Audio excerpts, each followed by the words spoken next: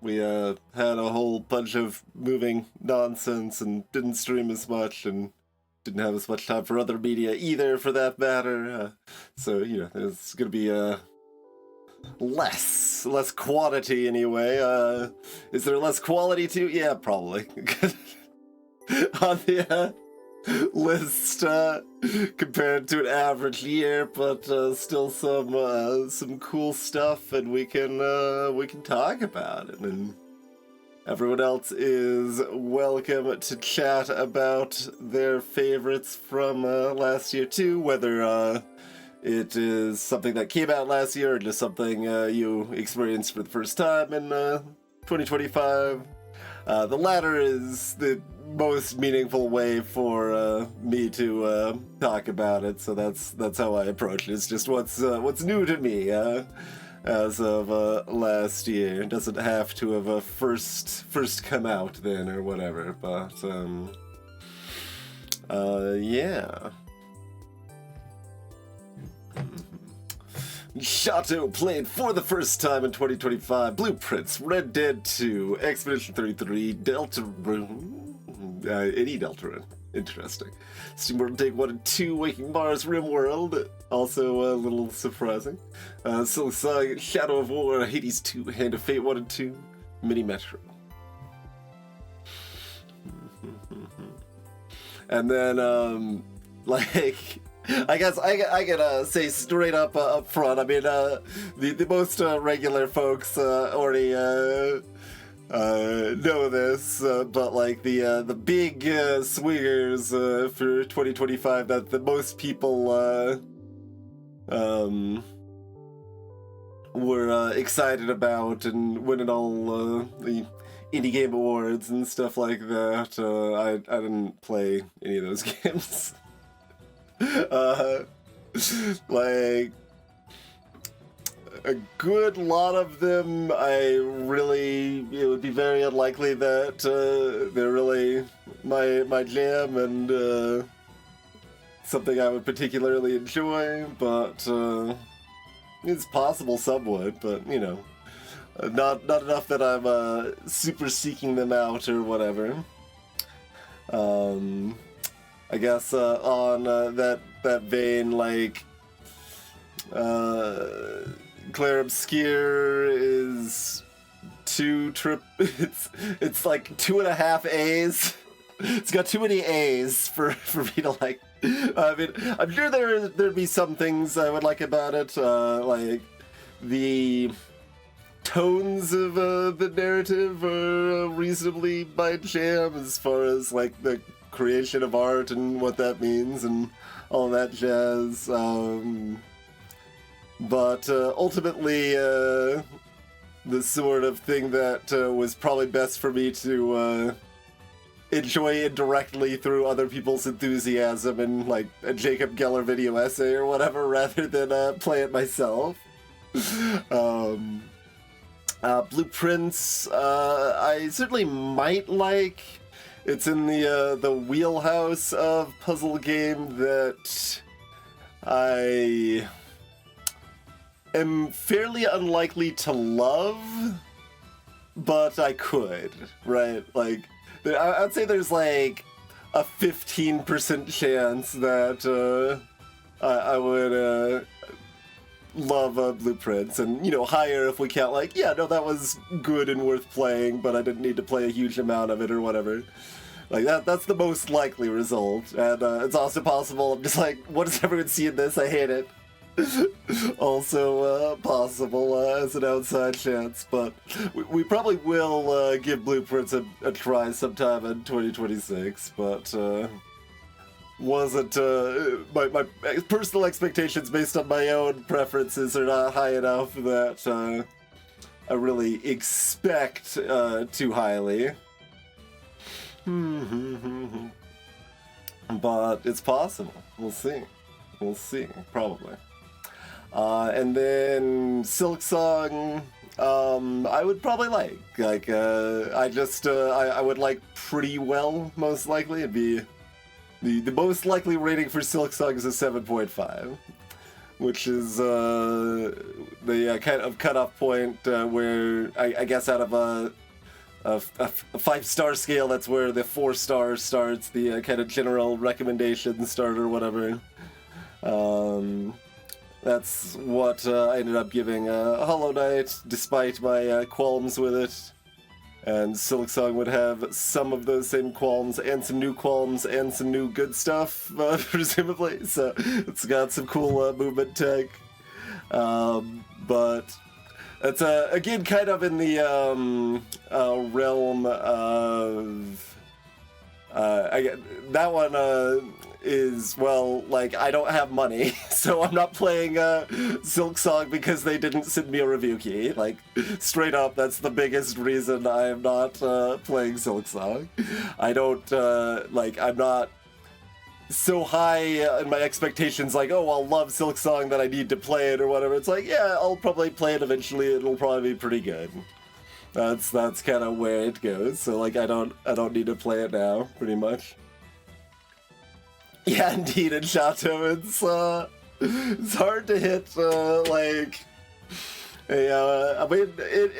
it's about due, to be fair. Like, the once in a decade experience. It is actually due.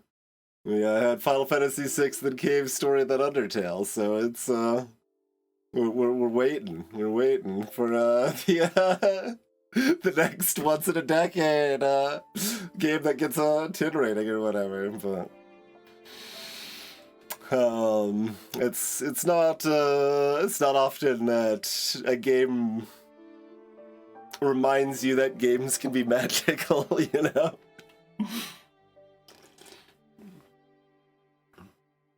But yeah, I mean, that Undertale is forever the example of, like, well, I know my taste pretty well, and I'm usually right, but I'm not always right. But as far as it's too popular, I mean, there's like, I think I would probably be lying if I said that was like zero factor. Like, there's certainly some aspect of being off the broken path a little bit.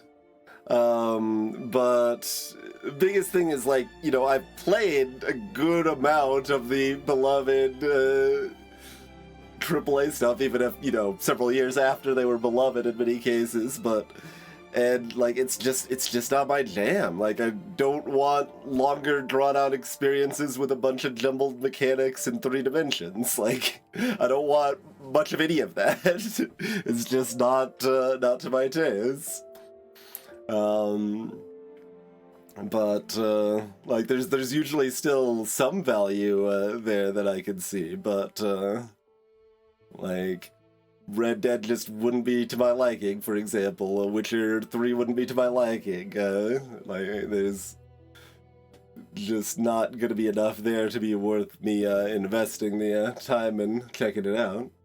Clear Obscure is at least a little closer, like, because at least, like, I feel confident in some amount of the narrative probably landing well for me, but I don't really like that kind of action combat or JRPG trappings very much most of the time.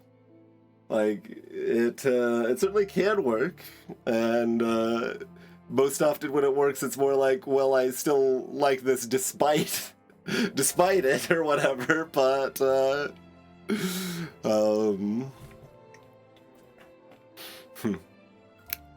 but the odds are low. The odds are low in any case.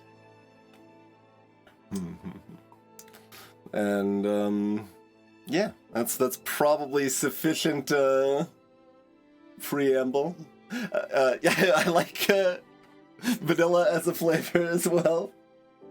And I mean, the other side of things, right? Like, when I say off the beaten path, I want, like, something like, realistically, I want something that's like off the path, but still like, oh, there's actually another, like, well manicured path over here that you didn't see. Right? I don't want to just go like traversing into the forest blind with no provisions for the metaphor, right? Like I kind of want that, but I don't want that.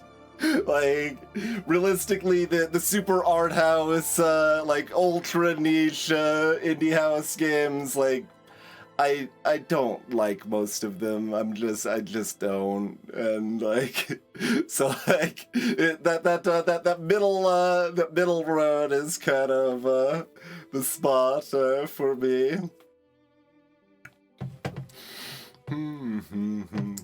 Like, and you know, it took a long time to kind of almost realize that to some extent, but and depending on the year, I mean, like Cave Story was the ultra niche obscure thing when I first played it or whatever, but like even then, still like with an asterisk, right? Because like I heard about it from multiple places before I actually decided to play it and stuff like that.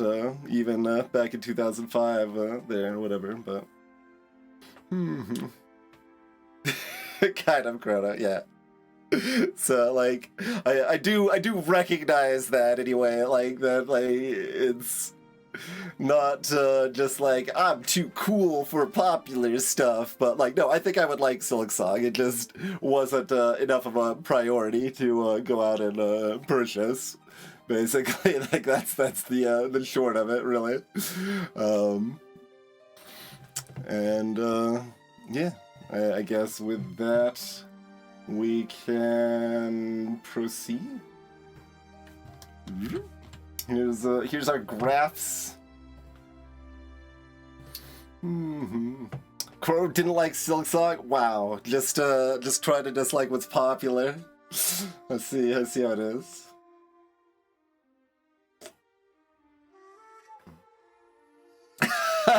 TwitchBot picking up on the word song, I think. And yeah, that's the other thing. Like, it's possible I don't like Silksong. I have heard a few cases of like, well, it's ramped up the frustration in ways that I just really don't like anymore or whatever. And there's some amount of like, yes, but if you do stick with it and break through that frustration and understand that the game respects you enough that you can do that or whatever, it's gonna be one of the greatest things ever. And it's like, okay, yeah, maybe, but I don't know. Maybe I should just learn to speedrun Celeste or something. Yeah, they did tweak it down a little bit too. Yeah, yeah. Oh, I guess the other super popular one is Hades 2. I mean, Hades 2 is more of the same, and I didn't really like Hades 1, so like not a whole lot more to discuss there. The vibes are strong. The you know world and voicing and stuff is strong, but. That's not enough to make me want to play that kind of action roguelike at this point.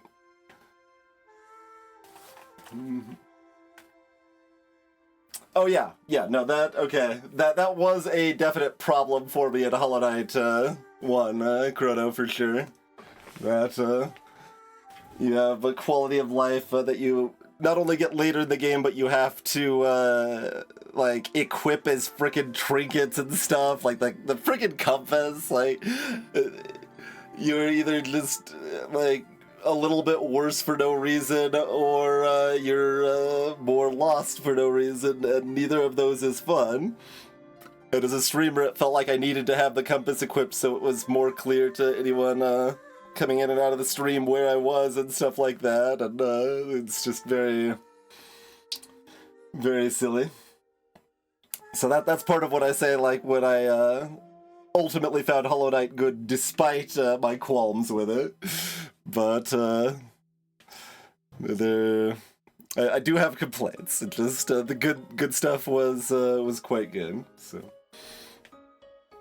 Here's our overarching graphs, very similar to last year, which is it's unsurprising given that when you add like 80 or I guess like 90, yeah, it's like I think 96 new ratings total since last year. to 1700 or whatever, like, the average rating does not change much. It went from 6.00 down to 5.99. The board games went up from 5.98 to 5.99. Now they're the same. At least within a rounding error. Played too many trash games off stream, so the rating went down. But we'll get to that. As mentioned, with all the move, I didn't do as much other stuff, so very few new books and stuff, but a couple here and there. The downfall of video game quality, that's right, has nothing to do with my bad decisions to play bad games that I know I won't like, but just fill the time and avoid doing something more important or whatever else I have here, right? But, alright. So, speaking of a bunch of bad incremental games that I played mostly off stream, that's mostly what you see here at the bottom of the ratings of what I played last year. Nothing terribly notable, don't really recommend any of them. We played Super Diamond Dwarves on stream and Space Sweeper on stream like a week ago. Incremental games do hit like that, yeah, exactly. Like, I have definitely commented a few times that I have to have one of the worst ratios of like total incremental games played versus how much I like the genre. But that's how I found Worm of Creation, so you know, one incremental game that's good makes up for all the rest, right?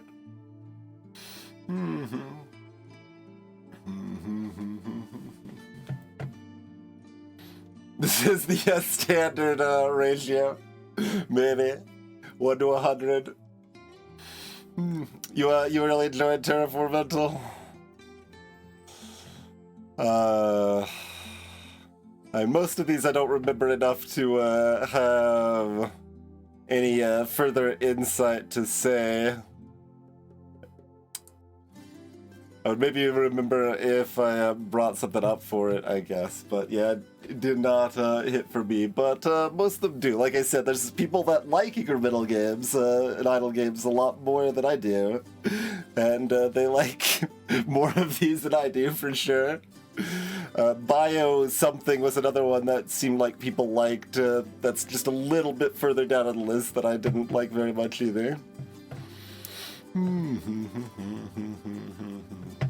Little Laps we played on stream, which was this bizarre fastest single lap attempts, but you start at a full stop at a fresh lap, so that was weird as heck.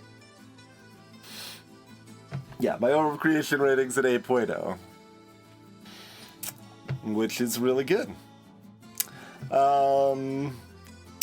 Well, I thought this would be the first, like, super spicy. Terraformental is the first one people can complain about my rating for. But Firewatch is the next one, certainly. This is one of the most beloved walking sims up there with Gone Home and, What Remains of Edith Finch. So, because I liked Gone Home a lot, I liked Tacoma quite a bit, and Edith Finch was decent, I had reasonable expectations of Firewatch that were not met.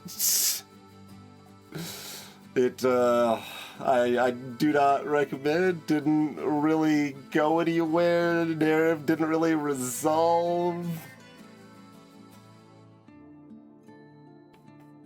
And,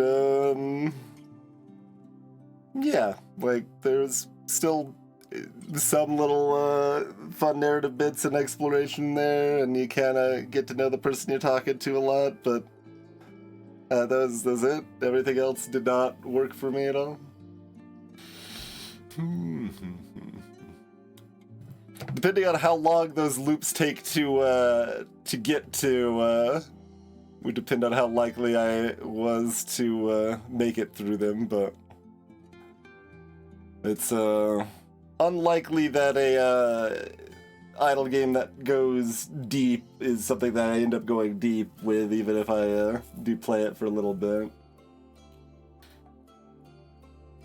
I went moderately deep on one a little bit further down the list. We'll get there. Yeah, then we got another incremental with Cultivation Chronicles.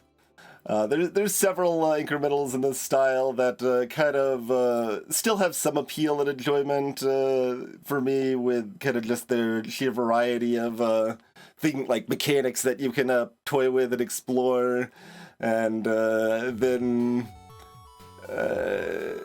then it becomes pretty clear that a lot of the content isn't paced correctly, it isn't ever worth interacting with, and there's some bugs, and it's kind of a hot mess, and that's true of like all of these basically. And then you kind of hopefully have some fun by being able to exploit some of the brokenness, and then you stop playing because it's bad.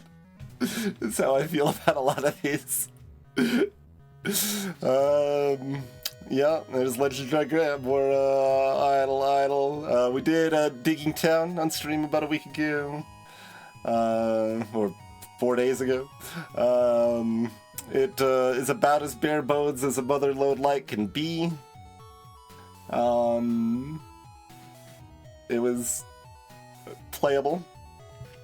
There we go. Bio Tomata was another incremental that seemed like several people liked. That I mean, at least it's a 5 as far as incrementals go. That's what's my average incremental game rating specifically? I don't actually know offhand, but it's probably about a 5. Like, so we saw my overall overall average was 5.99, but if you pare that down to incrementals, it's probably like a 4.95 or something like that. I don't know. Played a lot of them, like I said, didn't really like most of them, but Sleep was an incremental that was okay. Then we've got Belver Idle, getting into the more beloved idle games. This is just straight up RuneScape and idle game form. Like, that's the entire game. And once again, kind of has that, what I was talking about with the one up here, the Cultivation Chronicles, that you've got kind of a bunch of different mechanics, gives you a bunch of different stuff to interact with, and that can be kind of compelling. And but yeah, just reminds me of how much better it could be, and then like how unexciting the actual like rewards for managing to get to the next tier of something are. It's like literally just like 2% more fire making experience. It's just super boring like hits, and occasionally there was something that was more exciting than that, but then like it was limited in a way that wasn't obvious, that really dampens how much fun it could have been. Melvor specifically had a bank slot system where you had to spend a lot of resources to expand your bank slots, and to be able to interact with most of the mechanics in the game, like you're doing RuneScape stuff, chopping trees, fire making, cooking stuff, fishing, etc. To be able to interact with that stuff, you need inventory slots free to utilize the various resources for that mechanic. So if you want to do a bunch of different stuff, you can't, or you have to do it badly because the limited inventory slots screw you over. That's just really unfun, and yeah, so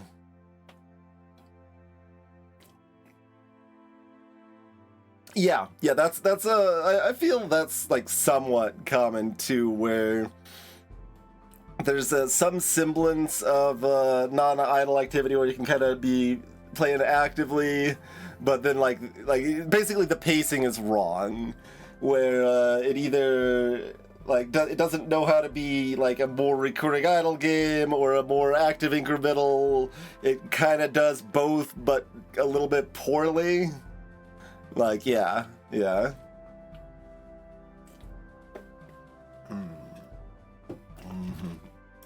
Climb, we played on stream. It was fine. Wizard chess. So we're getting up to 6s now. Getting up to the 3-star if we're on a 5-star scale. It would be like the 6s and 6.5s and 7s maybe. Maybe not the 6s. 6s is kind of borderline, but depends on how bell-shaped you want your bell curve to be, I guess. But yeah, it was okay. Didn't really stand out for me. All right, here's another beloved idle game that I did actually stick with as an idle game for a medium amount of time because the systems were just compelling enough.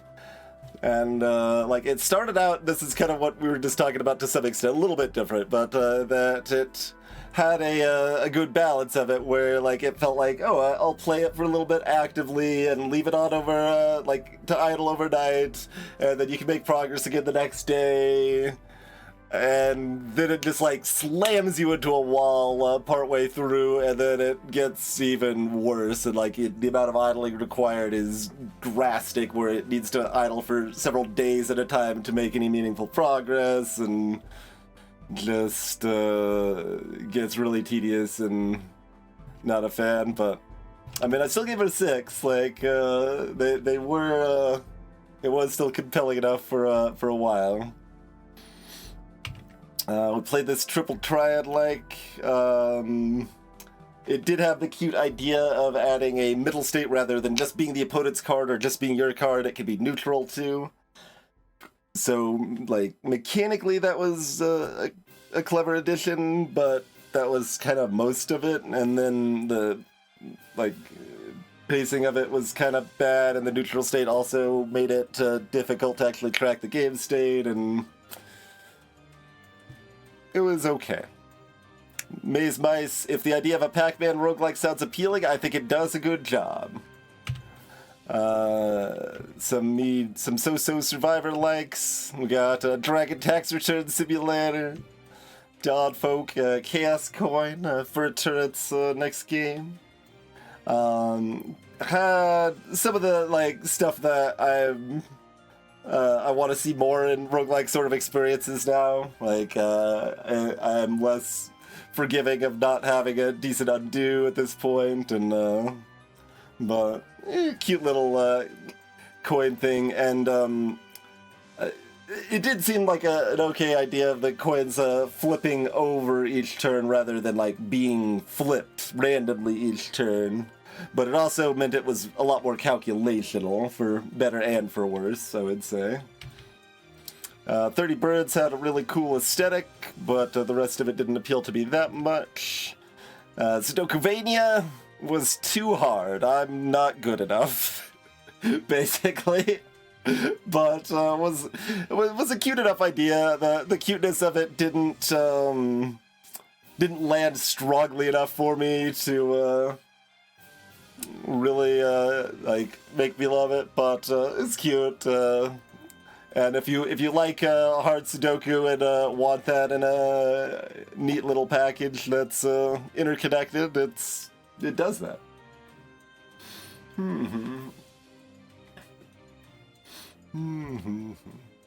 Starbird was the Kurzgesagt game, little light programmy sort of thing that seemed fine but didn't appeal to me that much.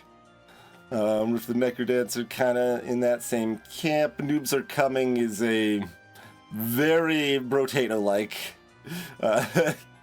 Little too heavily inspired, but was fine.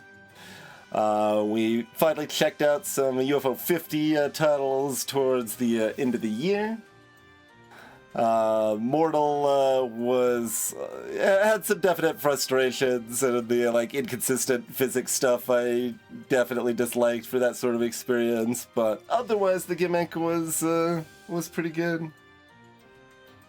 And yeah, that definitely seems like a good fit for working together with someone else, unless you're a proper Sudoku sicko. Like, if the timing on it was different then it might have made sense to and been fun to do it on stream as like a full communal solve or whatever. That might have actually worked fairly well for that one at the difficulty of Sudokuvania there. This was an incremental that was fairly active and seemed somewhat promising. Heart of the Machine is Arkin's latest over-complicated mess that has some interesting stuff going on, as is their wont to do, I guess. Yeah, a time loop sim game that is not paced correctly for me to really enjoy that sort of experience, but if just like the baseline of like a time loop sim sort of situation is appealing, it's probably worth checking out because it's probably unique enough. Actually, I've got like a tag for that. Let me look over here real quick. Yeah, let me tag that as unique too. Because I've got a category for stuff that's like, whether I liked it or not, it seemed like noteworthily unique enough to kind of have a separate recommendation if people are specifically looking for stuff that's different, you know? Bramble Royale was cromulent. Border Pioneer was fine. Biosphere, I don't remember, but apparently it was fine. For the Ash, I don't remember, but it was apparently fine. Old Man Twinge doesn't have a memory anymore. Not that I really ever did, but Ranger was cute. If that sort of kind of more casual puzzling in a cute little world is to your tastes, I think it's a pretty good hit. But that's mostly not my puzzling preference. Okay, there's the 6.5s. Now on to the 7s. We had the the third slot machine roguelike we played, and the second best of them, I guess.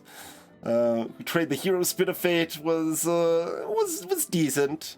Its kind of main gimmick is that you're kind of balancing having cards that are focused on training your stats up to be better long term versus having enough direct combat power to survive the short term. And that mostly worked and was interesting enough, but wasn't like stand out enough that I felt like I needed to play a lot more or whatever, but I had a good time with it anyway. More UFO 50 with Waldorf's Journey. We were a flying walrus, and it worked pretty well as a light little arcadey game that we could go back theoretically if we wanted to and do it better. A ton of non-intuitive interactions on Who Trained the Hero. A bit, yeah. No, it the translation wasn't the strongest, certainly. I did report the most egregious one. And they at least acknowledged it. I don't actually know if they fixed it or not. Hopefully, but... But it worked well enough. Like, it wasn't like super non-intuitive, but definitely had a few that were like, does this work this way? And I don't know. Definitely had some of that. Vivid World is a direct Vivid Night sequel. Very much doing the same sort of stuff. But I did like Vivid Night pretty well, so I would certainly consider playing more Vivid World if I had a save file to skip the meta progression that I have absolutely no interest in dealing with. Rocket enjoyed which? Probably, presumably one of these three, but not actually sure.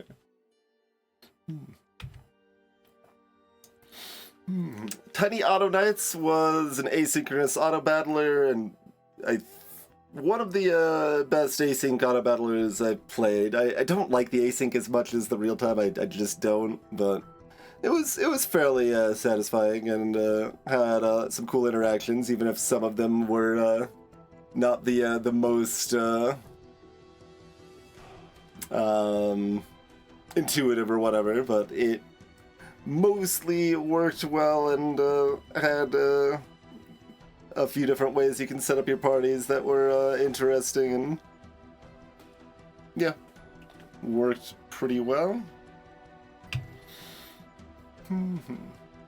Oh, she liked Who Trained the Hero? Gotcha. Yeah, like it, I did like kind of the core dichotomy. The in-game seemed somewhat sus, like needing to have whatever the cleansing effect was called for it to be reasonable. Mostly seemed kind of weird. But yeah, it's definitely like one of myriad games we end up playing where it's like, well, if fewer good games existed, I would probably play more of this, right? That's kind of the camp it is in. Speaking of games that were pretty good that I could play more of, but didn't quite feel like doing that, The King is Watching and Spell Hack. There's a lot of these. I mean, that's what a 7 usually, like, almost most commonly is on stream at this point. It's like, this was a pretty decent roguelike-y sort of experience that I enjoyed decently, but wasn't really compelled to play a lot more of. That's a lot of 7s, it feels. Not quite good enough. Plimora, yeah, exactly. Greetings, Cathonic, as well.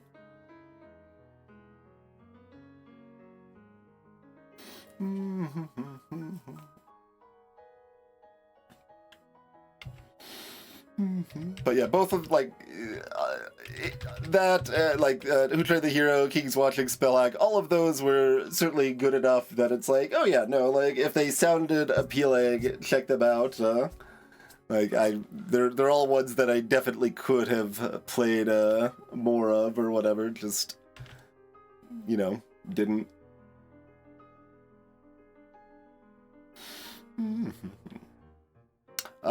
Speed Loop. Oh yeah. Now this was a free little game jam platformer game that you got like a fixed level, and that you have a time limit. You have to beat the do a little bit of platforming to beat the level in like a minute or whatever, and then you get an upgrade, but you have to beat it faster. Then you get another upgrade, and you have to beat it even faster. And that was cute. I liked it. It was a decent little game jam for sure. A Rift, another one that was pretty good. It was a Thronefall-like. Didn't quite grab me, but enjoyed my time with it. Retro Mine, I think, was a itch.io game, right? Yeah. And it was a decent little free deck builder sort of thing. I think it came up as an incremental because it was like pitched as a incremental deck builder or something like that, but it's just like a deck builder basically. But it was reasonably fun.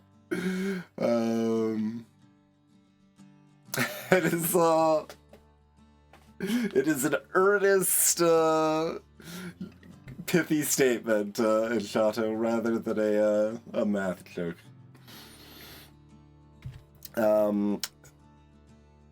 Pick a Yoon.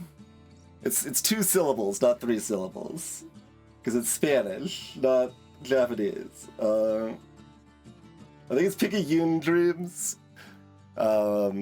Basically, like, low-value money dreams is, I think, what Picayune meant, if I recall correctly, is, I guess you would kind of almost class it as a survivor. Like, it's a bullet hell, like, the bosses are more proper bullet hell situation. And it's also just, like, weird as all hell. Yeah, I didn't expect it to be a real word either. But it was a real word, and my pronunciation was corrected enough that I mostly maybe have it correct now. But it was decent. Some of the upgrades seemed oddly terrible. The weirdness was weird, which is a pro and a con, but probably like a mild pro. Otherwise, your regular enemies are kind of mobs of weak enemies that chase after you, and then your bosses are Toho bosses. And there's a time loop narrative about saving the world and how people don't actually give more than token respect to the people who actually are saving them, and yeah.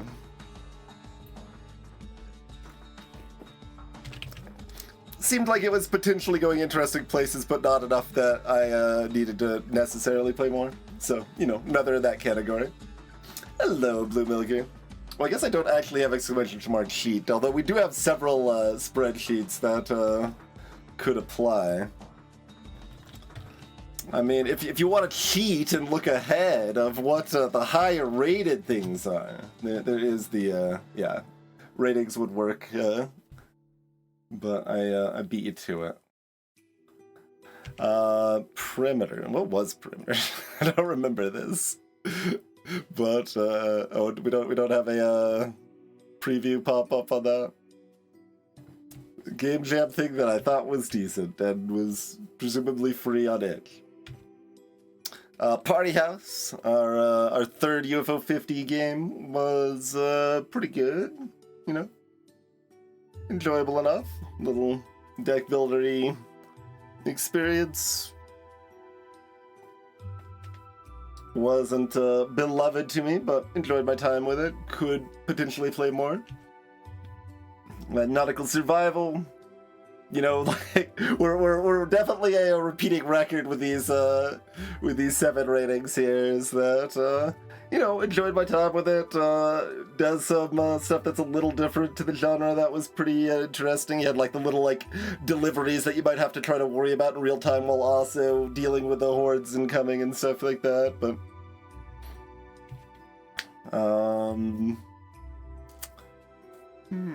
wanted to see what you'd missed. Very good. Moment to Midnight. I mean, most of what you missed was me saying how many incremental and idle games I've played, despite not liking incremental and idle games very much. That was like the first half of the conversation, basically. There's a few other bits, but that was the crux of it more than anything else, I would say.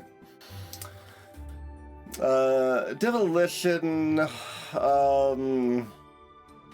if it's the one I'm thinking of, it's the kind of,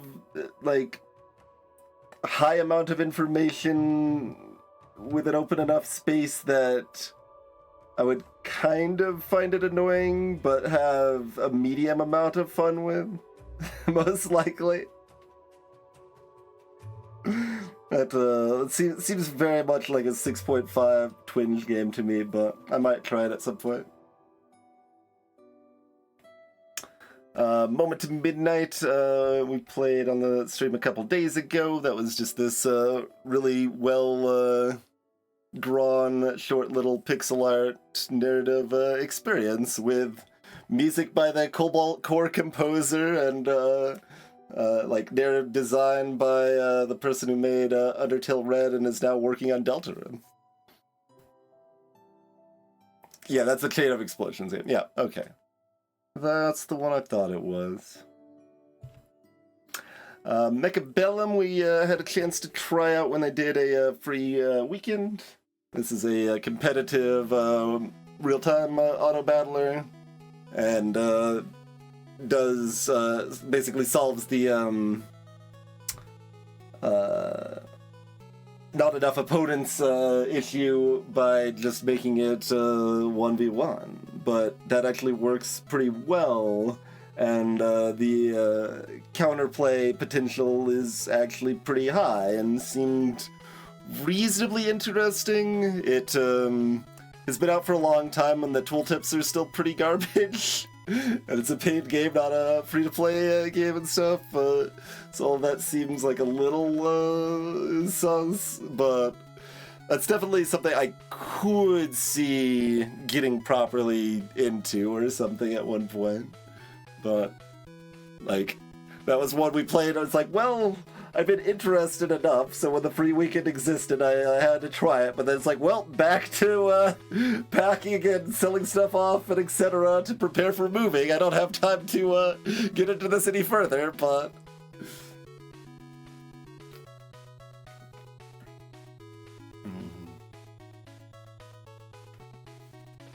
Lost for Swords gets a special credit for having skip meta progression buttons that were even split, so you could skip meta progression in like the difficulty tiers, I think, but not in the card unlocks or something. That sort of vibe, anyway. I don't remember the exact situation, but like you could only unlock some of it if you wanted to, and deserves credit for that.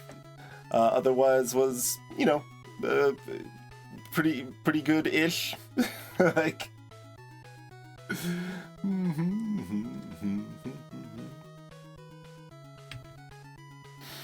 Yeah, then we actually did play an active incremental that is getting into the realm of I liked this. So its kind of unfoldingness wasn't that satisfying, like you might find in some of the classics of the genre, like A Dark Room or Universal Paperclips or whatever, but the gameplay was fun. Even if some of the strats were OP. I think in the New Game Plus sort of stuff that might even out a little bit, but didn't love it enough to go into that, but I had a good time with it. Speaking of time, Heroes Against Time was decent.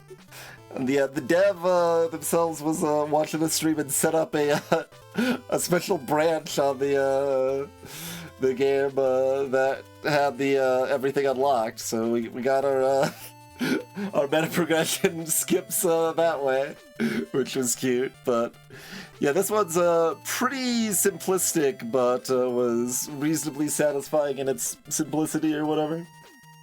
Little short, like 40-minute runs or whatever that you just kind of build up a crew of heroes and try to get their stats high enough to defeat time itself or whatever at the end.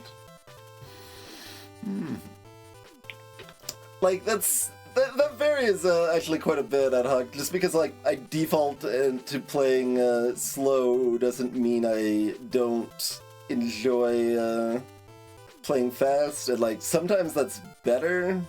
That's kind of what I was actually alluding to a bit with my expectations of Devolution, right? That it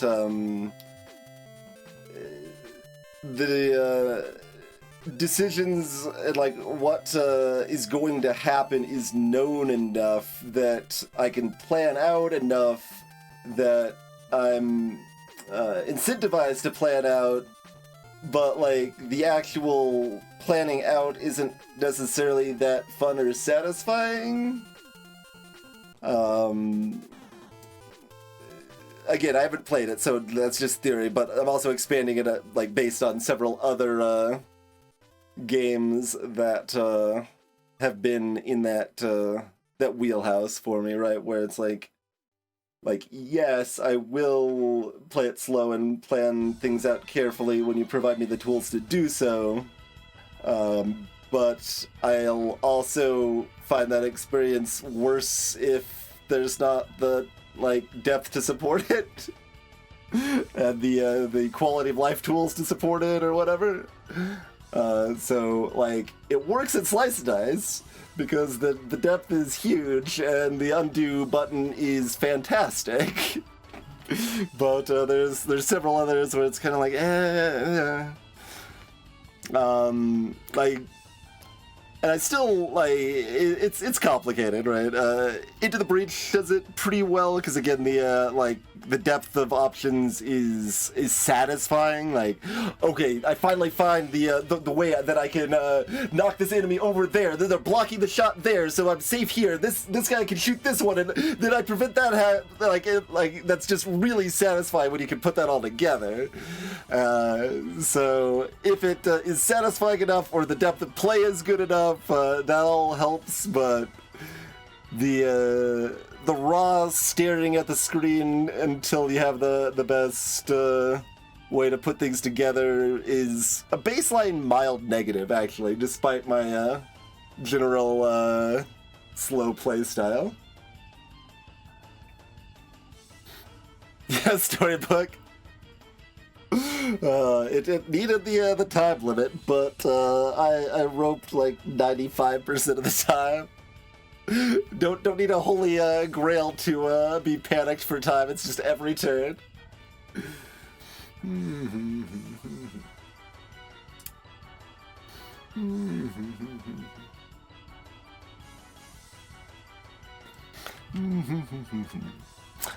He's coming. Another pretty good roguelike sort of thing that seemed decent. Seemed like I kind of might have played more of, but then didn't. Gnomes, similar camp, but like is still more likely I would revisit. Fairly strong roguelike tower defense sort of experience. But yeah, that seemed like it was pretty well executed, and the timing was different. We probably would have played more of it, but that one's more likely than most of these to be revisited. But I mean, if I'm being realistic with myself, still not that likely to be revisited. But you know, it might be.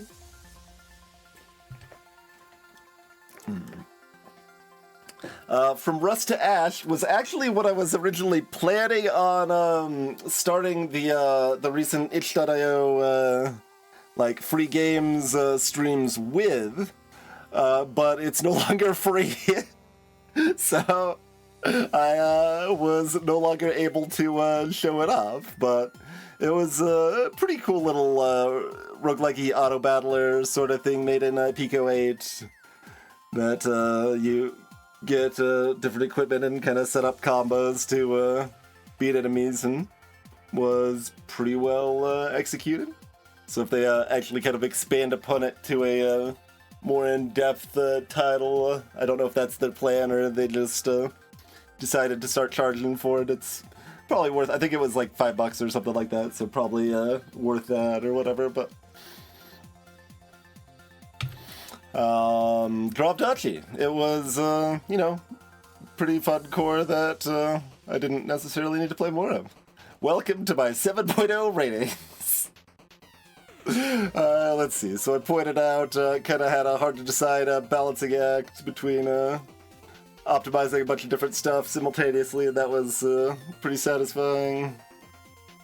And yeah, the positional-based optimizations, like, that's...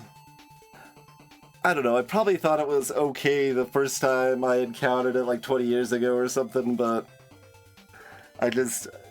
It's pretty common in board games, somewhat common in video games, and it's just, I don't ever really enjoy that kind of puzzle very much.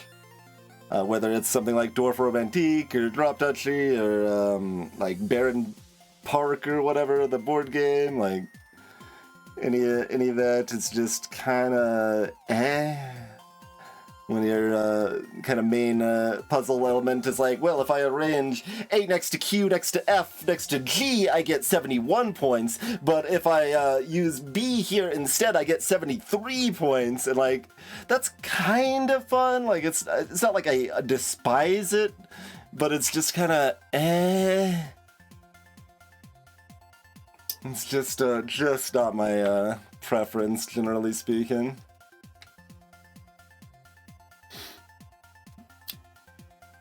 Carcassone's almost not that because by default you don't really have that many choices, but I guess you still have a couple like choices with just the one tile.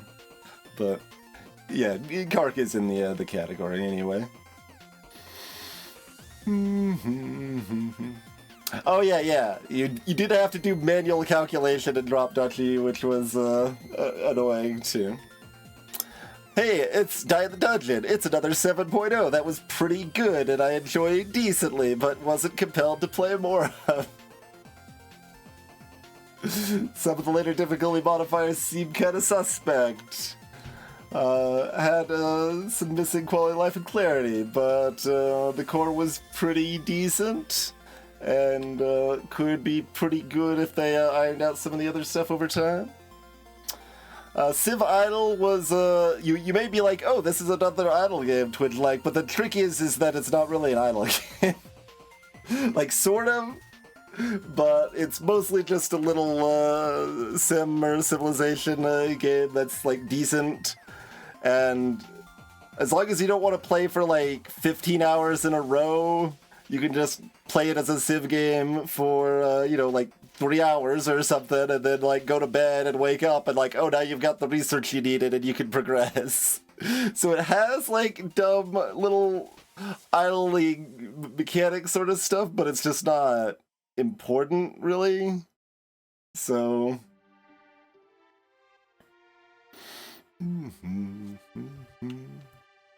yeah, no, that's fair. Like, I did list Dorf Romantique as an option. And it's like, both of those are slightly different than, like, kind of the, I don't know, prototypical example in my head, but they're all kind of in the same mush of meh to me.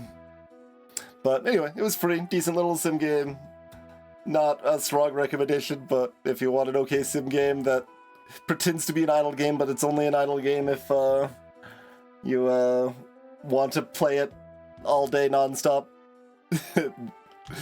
Yeah.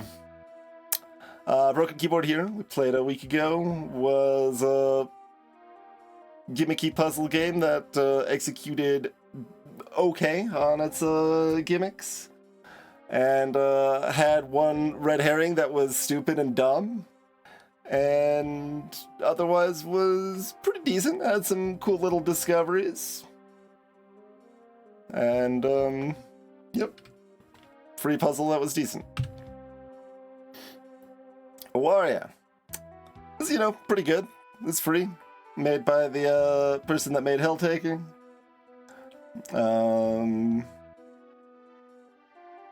Like Helltaker, it's somewhat horny. Which could be a pro or a con, or neither.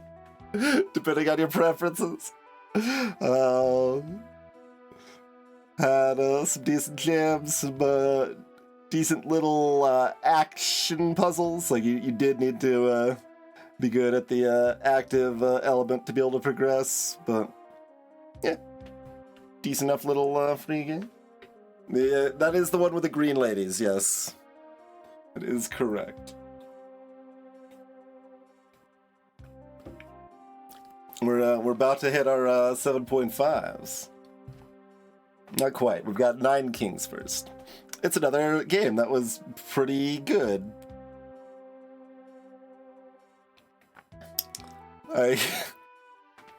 If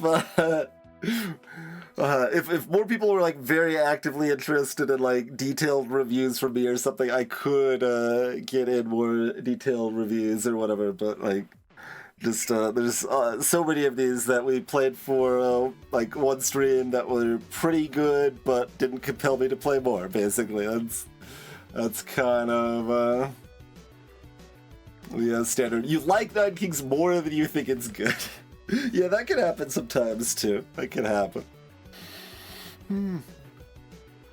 But there's even as long as I've followed this pattern for so many of these games, there's still, like, pretty commonly a feeling with something like Die in the Dungeon or Nine Kings or whatever from me that's like, oh yeah, I'll do like a second or third stream of that, and then I just never do, right?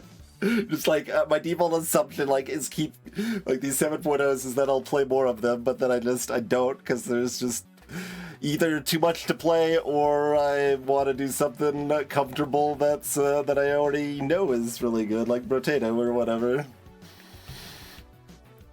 But broadly, the 7.0 is the spot where it's like, it's not something I'm leaving as like a broad recommendations, like, oh, you shouldn't like rush out and chase these games down, but if any of them look appealing, my vote is like, yeah, okay, I think they're at least good enough that if they look to your taste, they're worth trying out. Like, they were at least pretty good.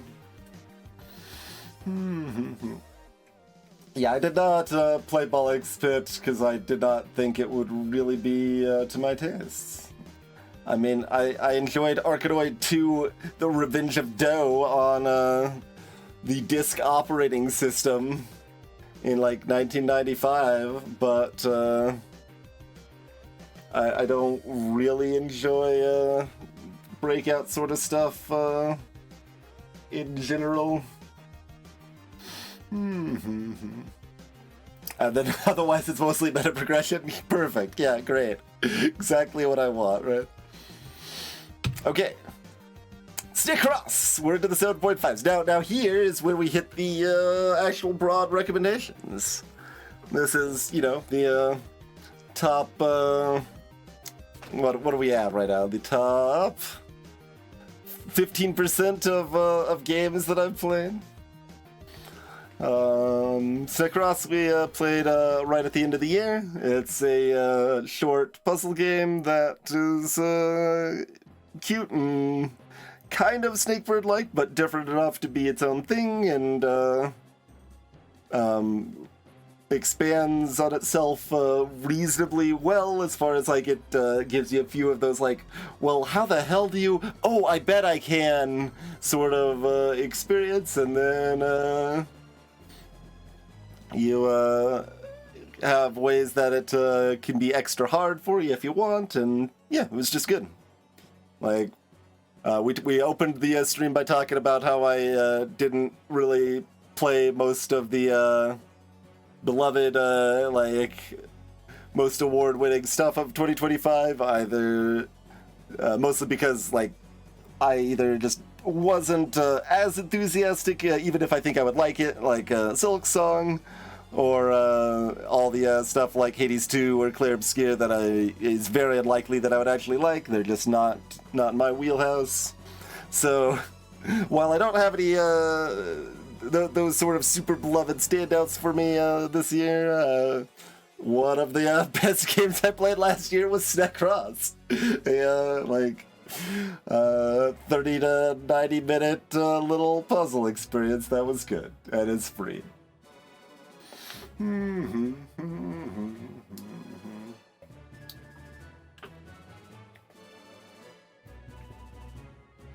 Gotcha, yep. That sounds like it could be in the category of Vampire Survivors. It's like, well, I thought this was going to be a 4.0, but I was surprised. It was a 5.0. Like, it's like, well, I definitely might like it more than I expect, but not enough that it would actually be good for me. That seems like the sort of category it might be in. Galaxy Princess Zarana, the sequel basically to Long Live the Queen.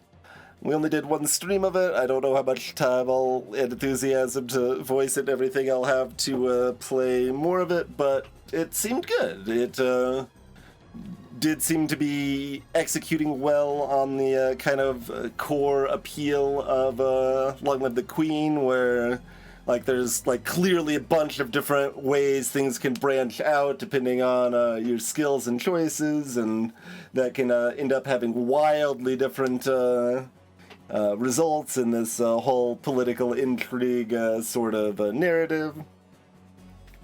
It improves mechanically on Long Live the Queen, which is nice. Like, it streamlines the skills and stuff that min-maxing Long Live the Queen was kind of dumb.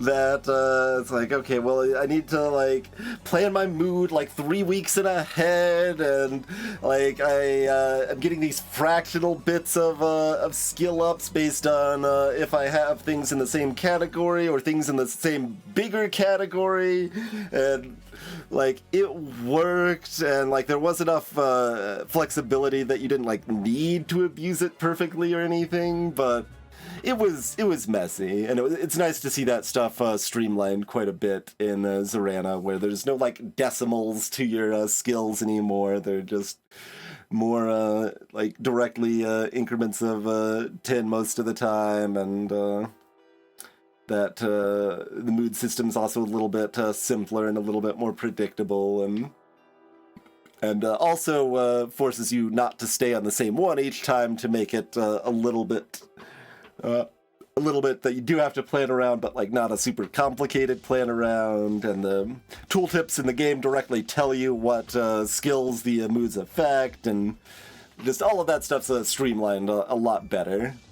And they also have some mechanics for exploring the galactic worlds around you and stuff, and like the timing that you go to different places is going to affect the results and everything. So yeah, we didn't play a huge amount of it. I don't know quite where it would land if I get a chance to play more, but seemed pretty promising. Circuits Royale is the highest thing I did not play on stream. I was going to play it on stream, but then it got discontinued. It was just this very briefly available multiplayer experience that you're trying to find ways to expand upon a keyword or something. Like... what would be a good example? If the word's like bike, you could say tire or helmet or lane, or so it's purely a word game where you're just trying to find those associations, and it was set up so that like each completed connection you made added like a few seconds to the timer. So, and each completed connection was worth 1 more point, so that it was able to like keep ramping up, but in a reasonable way. If it went long, that people like would have to keep thinking of more connections over time and stuff. And so you're either adding to the beginning or end of the word, and it worked pretty well. But I don't need to talk too much more about it because you can't play it anymore. It was like only available in like August and September or something like that, and just I happened to hear about it from some game dev on Blue Sky or something like that. But it was one of the better things I played, and wouldn't mind seeing that kind of brought back in a more expanded, more curated form or whatever. But yeah, Unnamed Space Idol, like that's part of why I actually stuck with it for a while, is because I did hear that it adds some like specifically interesting stuff kind of deeper into the game and stuff. Like that's the reason I kept playing past Sector 20. When they first hit you with a major wall, it's like, oh, I can't just play and then idle and then play and then idle. You've got to play and then idle and then idle and idle and then play and then idle and idle and idle and then play, which I wasn't a big fan of, but still kind of worked. But then it hit an even worse wall around Sector 50, and I like started even cheating the time a little bit to see like how long it would take to get to the next interesting spot, and it's like, no, this is gonna take 1,000,000 years. Like, I'm done with this garbage. So its pacing sucks, but it does have some interesting stuff. You bounced off Heart of Civ Idol. Hello, Walrus. It was just like a comfortable enough average Civ game for me. The fact that I didn't really have to meaningfully idle is the only reason I ended up liking it, but it does hit a pretty weak end game, and then I was done playing it. But I enjoyed my time up to that point, basically.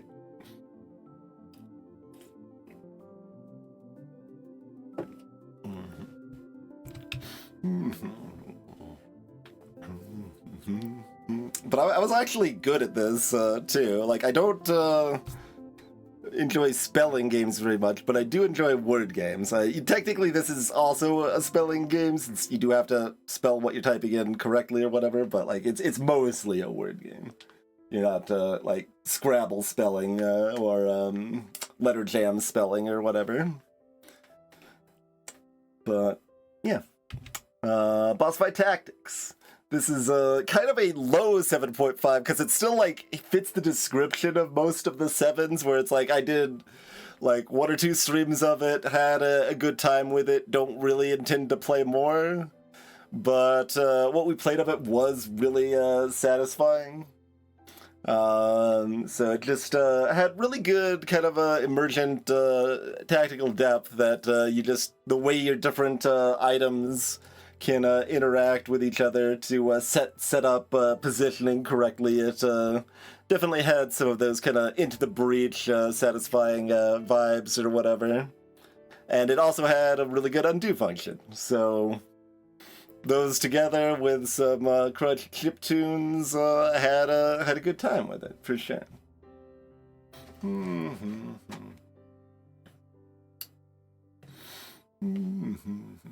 I have not played Tactical Breach Wizards. It would probably be a 7.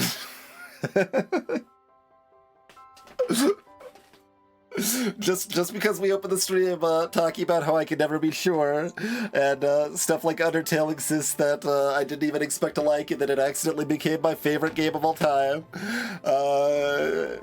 Most of the time, I'm right and have a pretty good idea, and I estimate Tactical Breach Wizards would be about a 7.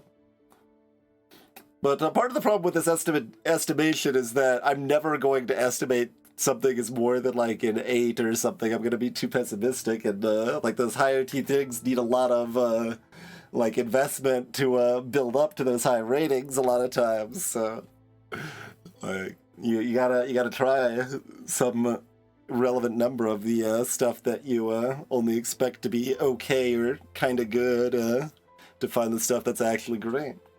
Like Brotato is actually kind of in that category too. Like I expected Brotato to be decent, right? Like it seemed a little jank, and the diversity of items that are just like gain 5% of this stat and -2 of that stat, and like that just seemed kind of dumb and stuff. But then like once I actually got into it, it's like, oh no, that actually means your shop decisions are actually meaningful and satisfying and like have a lot of depth to them, and oh wait, that's actually really good, and yeah, so it varies.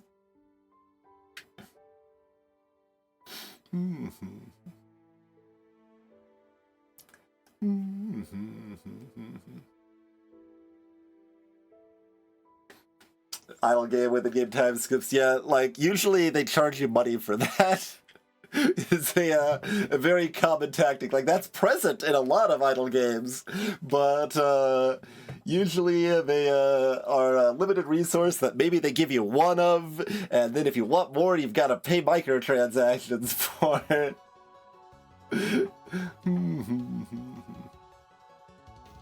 And yeah, Queue Up I've heard relatively positive things about, that it is kind of a pastiche to start, but then actually becomes a compelling incremental.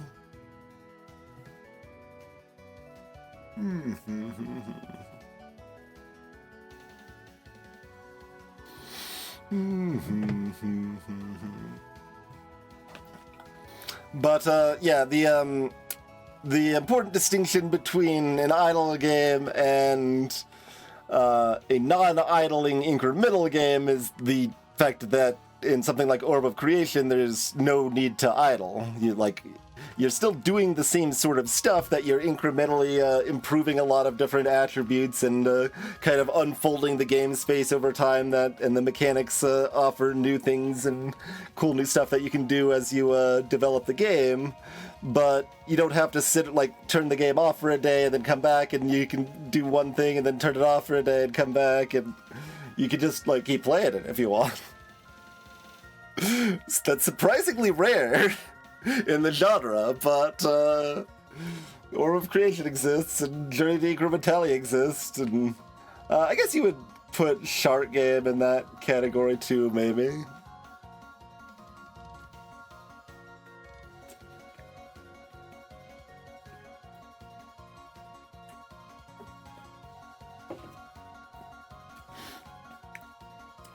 And it's pretty common for the pacing to be pretty jank, too. Something like Kitten's Game is a long-form idle game that basically wants you to play every hour, like every 45 minutes, or something like that.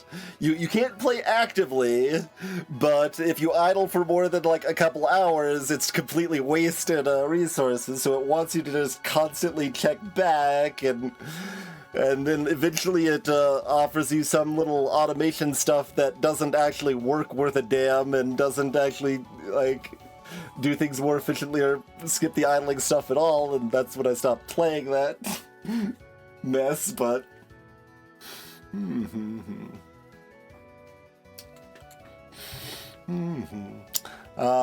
Blood Thief. Find secrets and go fast. So it's a Neon White-like, I guess. So somewhat in the same realm as Cloud Belt and things like that, but yeah, you just kill stuff, go fast, try to beat the level really quickly, and then explore around and find secrets out of bounds and stuff like that. It was pretty fun. My wrists didn't like it very much. Medium odds, medium to good odds that we play at least a little bit more of it.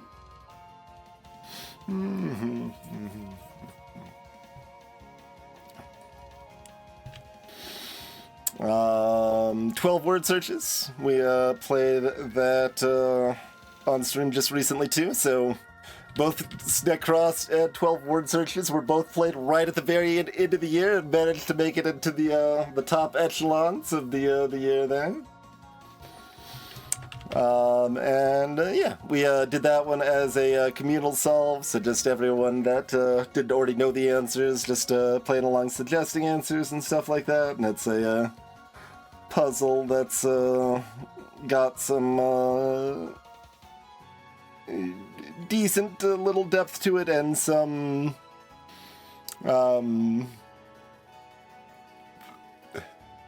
harder and easier ways to solve things to some extent, that if you were solving it alone and struggling, there would still be ways to figure out some easier options and such.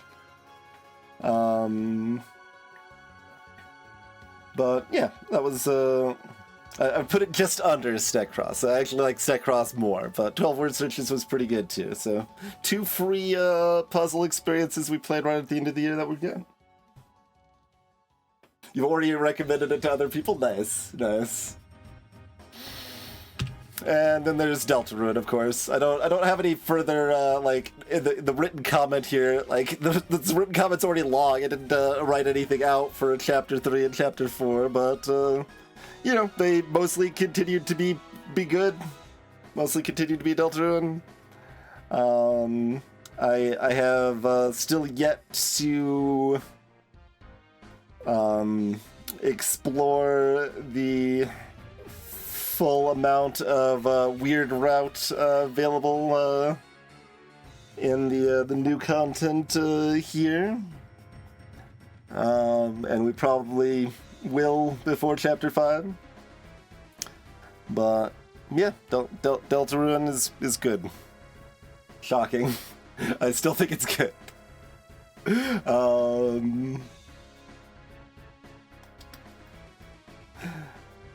It's interesting. I mean, So unexpected. It's unexpected that it existed in the first place, Ad Hoc. The comment was written when the game was dropped as, like, nobody knew it was going to be a real game in 2018. We hopped in, it was presented as surveyprogram.exe.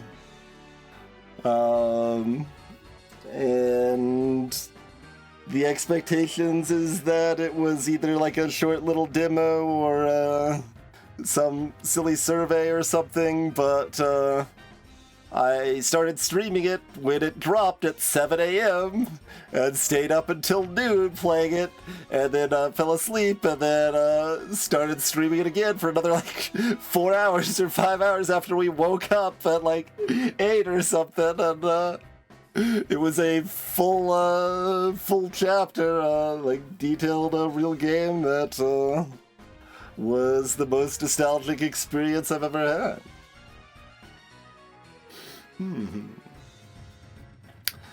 Yeah, I can see that, Chrono.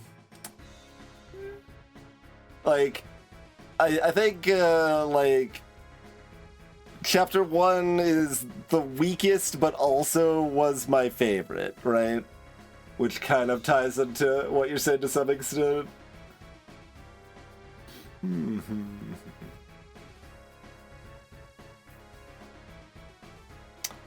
But,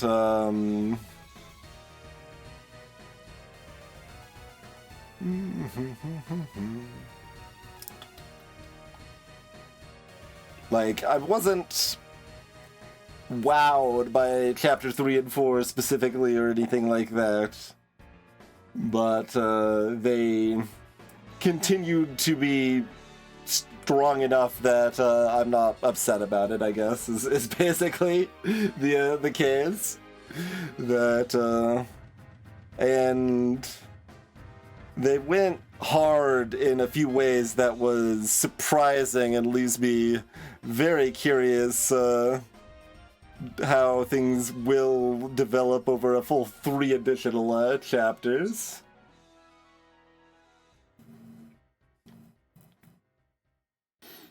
Yeah, Tinga's certainly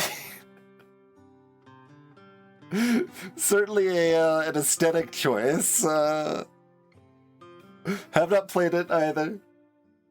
May or may not like it, but it is certainly an aesthetic choice. Is the short way to describe that, I think.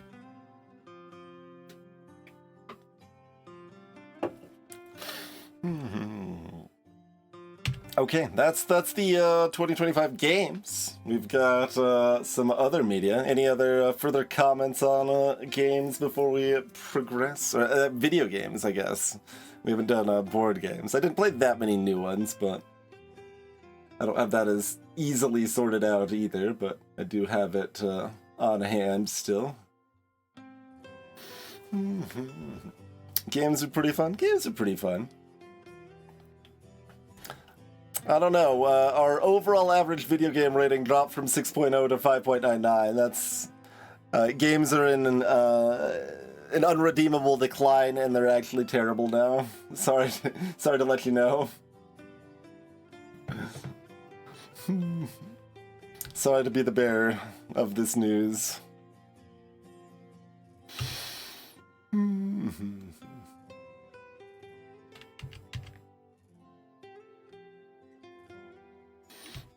All right. TV, like visual media, so TV, movies, anime, all of that jazz. The only other list that I have sorted to start with the worst and build up to the best is the visual media stuff. So for me, it doesn't make a lot of sense to distinguish like TV series and movies and stuff. I can see why people do, but I group all visual media together, so this includes all TV shows, anime, and some YouTube content nowadays, and all of that jazz. Alright, so we're gonna start off with anime that was bad. I watched one episode of Gabriel Dropout. It was very pervy and moving on.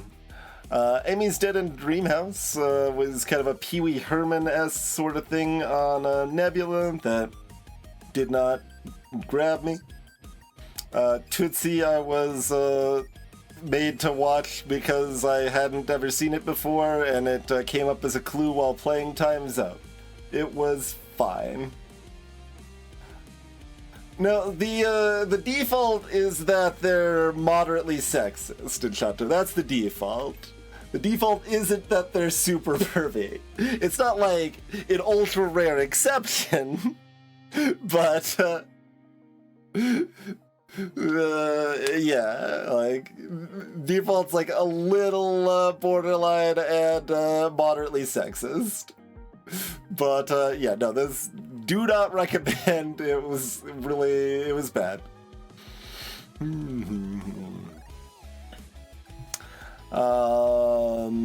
Tootsie was fine. Monthly Girls, Nozaki-kun is another anime kind of tweaking the role expectations and kind of about drawing manga and stuff, and it was okay. Didn't really grab my interest. I saw Mission Impossible - The Final Reckoning, and it was so long. It was so long. It just, I would not have gone directly on my own, but some friends wanted to go see a movie, and I went with them. So, it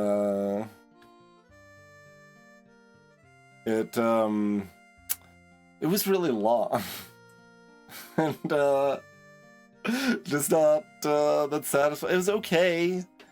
Like, it was still, like, actiony, and you still kind of had the plan come together a bit. Much Comes In Like That. Anime that was recommended to me specifically, unfortunately kind of missed. I had watched 3 episodes and didn't like it that much, but there was enough people that liked it, and I could see that it was trying to go somewhere, that I did give it another try and finish the first season, and it still wasn't very good to me. So, alas, it was fine. FTL Kestrel Adventures on YouTube, I think Instantiation brought that up. It was fine. Look back at anime, it was okay. It was decent. So this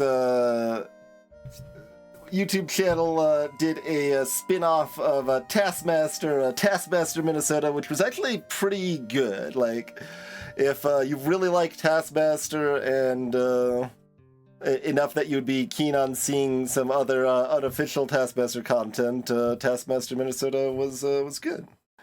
I liked it. Their take on Game Changer, not as strong. I note here in the comment that, like, the early seasons of Game Changer and Dropout, like the official ones, are also kind of weak in the earlier seasons. So, like, it's not that surprising, but yeah, it was okay. It was okay. You don't think it would work without Alex, or? It works fine. I think Taskmaster Australia and New Zealand also work pretty well. Like, I think the UK one's the best, definitely. Like, but yeah, I've seen UK and New Zealand and Australia and Minnesota and one other fan one which wasn't as good. But I think all of the assistant role folks are pretty strong, actually. Like Paul, don't remember their last name, but Paul is a good Alex Horn assistant character. Does the job pretty well for me. But I don't really like the New Zealand Taskmaster very much. Jeremy Wales, I think, is his name. He's not as funny, and his ratings suck. So, don't really like him as Taskmaster, but otherwise, the Australian Taskmaster and both the Australian and New Zealand assistants worked pretty well for me.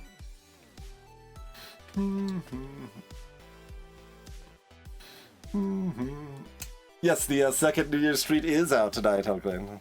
I have watched the first one, but not the second one yet. I have not watched any of the other Taskmaster foreign versions. I think I saw like one episode of the Danish one, and it was kind of weak but okay, and didn't ever pursue them more. But oh, that's interesting, Anna. But yeah, if you want like a U.S. Taskmaster, because there's no other U.S. Taskmaster to speak of, is my understanding. I haven't even seen it, so I don't personally know how bad it is, but I've heard nothing but bad things about it. Taskmaster Minnesota is cute. It's, you know, it's still a indie production from a group of friends or whatever, so it's not particularly diverse, and it has some audio problems at times, but it does a pretty good job with task creativity, and the group of friends actually do work pretty well together and have some good humor and stuff. But so I still like those like, it's much of the same sort of people that they had on the Taskmaster spin-off and the Game Changer, so I still enjoy the people, but the Game Changer games were not as well executed. City the Animation. Anime made by the people who made Nichijou, I believe. It was okay. Watched a couple episodes. Didn't especially grab me. Speaking of British panel shows, like Taskmaster's a little different than the other panel shows, but watched several seasons of Would I Lie to You. It was pretty good.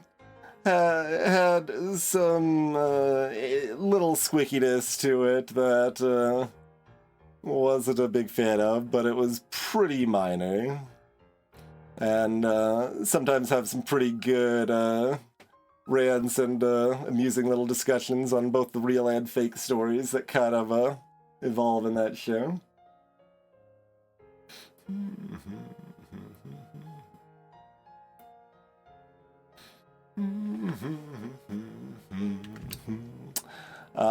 The Art of Murder is a pilot, so one episode animation. So this was a good year for independent animation. Like that was actually the biggest standout to me in this category for 2025, is just that there was a lot of just commercial, just like independently produced animation put up on YouTube that was really pretty good.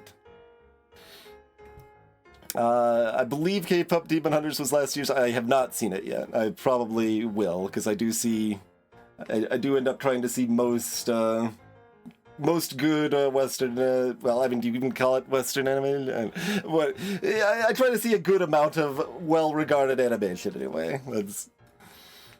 I'm trying to exclude the fact that there's a huge amount of anime and I don't watch all of it, but I watch some of it, right? Like, but I've seen, most of the stuff, like, I don't know, Steven Universe, The Owl House, and any number of things in that category. Kino and the Age of Wonder Bees, etc., etc.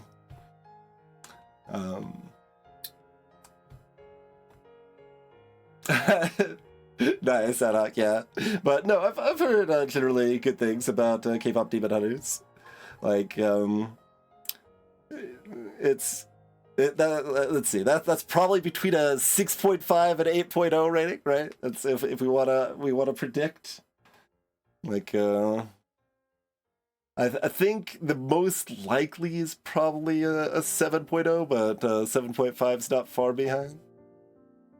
Without actually knowing that much about it, just kind of knowing its popularity and general vibe, is like, yeah, no, I would probably like it decently, but what it does well, how likely is that to land super well for me? I don't know.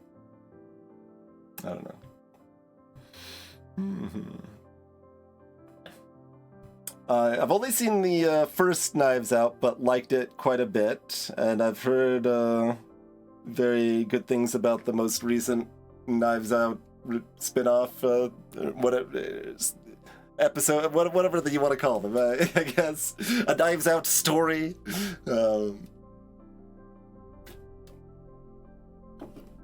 Because there's like 3 of them now, right? So Knives Out was good. I haven't seen Glass Onion or the new one. But yeah, I've heard very good things about the third one anyway. But yeah, Art of Murder, cute little pilot, basically about young girl's drawings that, like, her fan art that comes to life at the when she goes to bed, basically. And so, like, one of them's kind of like I don't know, Miles Edgeworth's vaguely sort of character, at least from a game like that. Probably closer to Phoenix Wright, but maybe somewhere in between.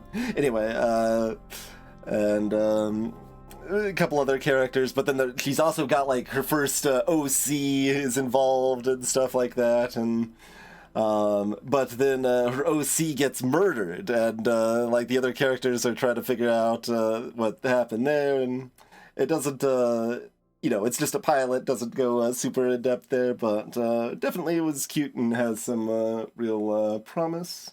Yeah, Wake Up Dead Man. That's the new one. Yep. The most recent knife to have been outed. Exactly. So, like, to be clear, Taskmaster New Zealand is weaker, and I think it's the weakest of the 3 English ones because the Taskmaster Jeremy Wells sucks. Like, I like the assistant quite a bit, but the Taskmaster role sucks. Don't like him. Let's see. So we've got Rosswood.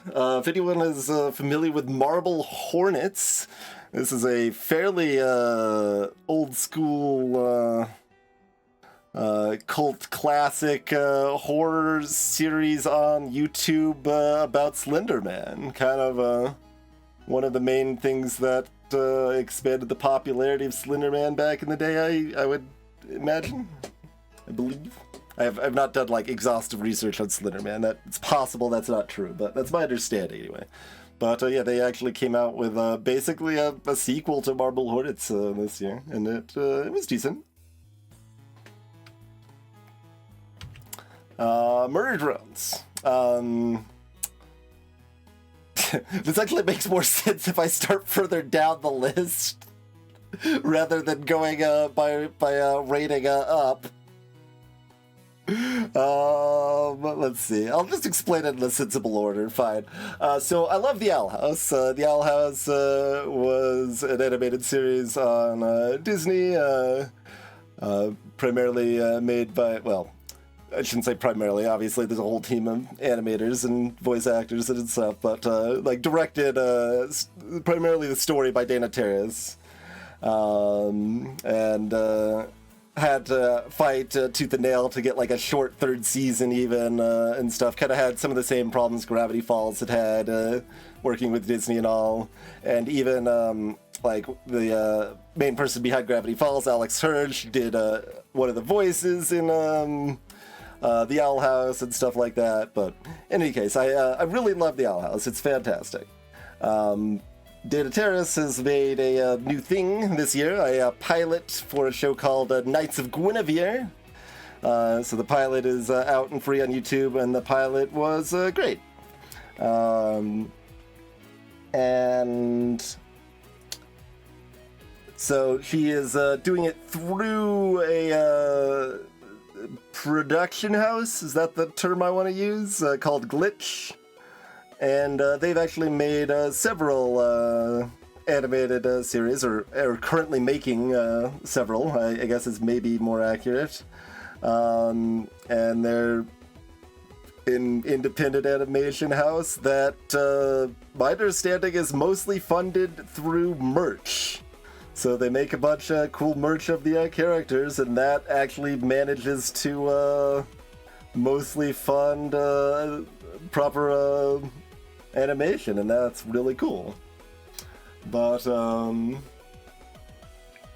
so, after watching Knights of Guinevere and liking it, I started watching other stuff Glitch has made, and it's, the other stuff is good too. Basically, it's all pretty good. So this rating is fairly tentative. It could definitely go up still. I've only seen like 3 episodes of Murder Drone so far, but liked it pretty well. It's like basically like a high 7 or a low 7.5, so kind of vibing out where that is right now. Hello, Picards.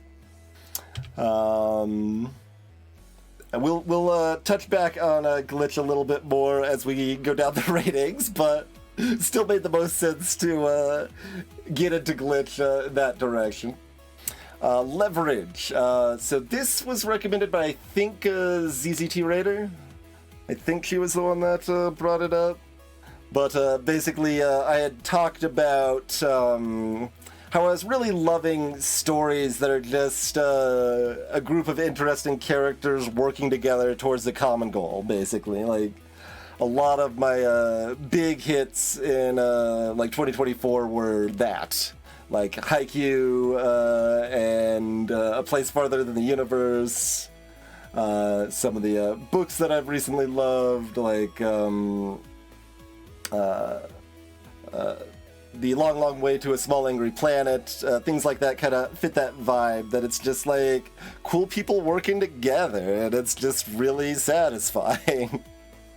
So, based on that vibe, ZZT was like, I wonder if you'd like Leverage. So I gave it a try, and I can see why the recommendation.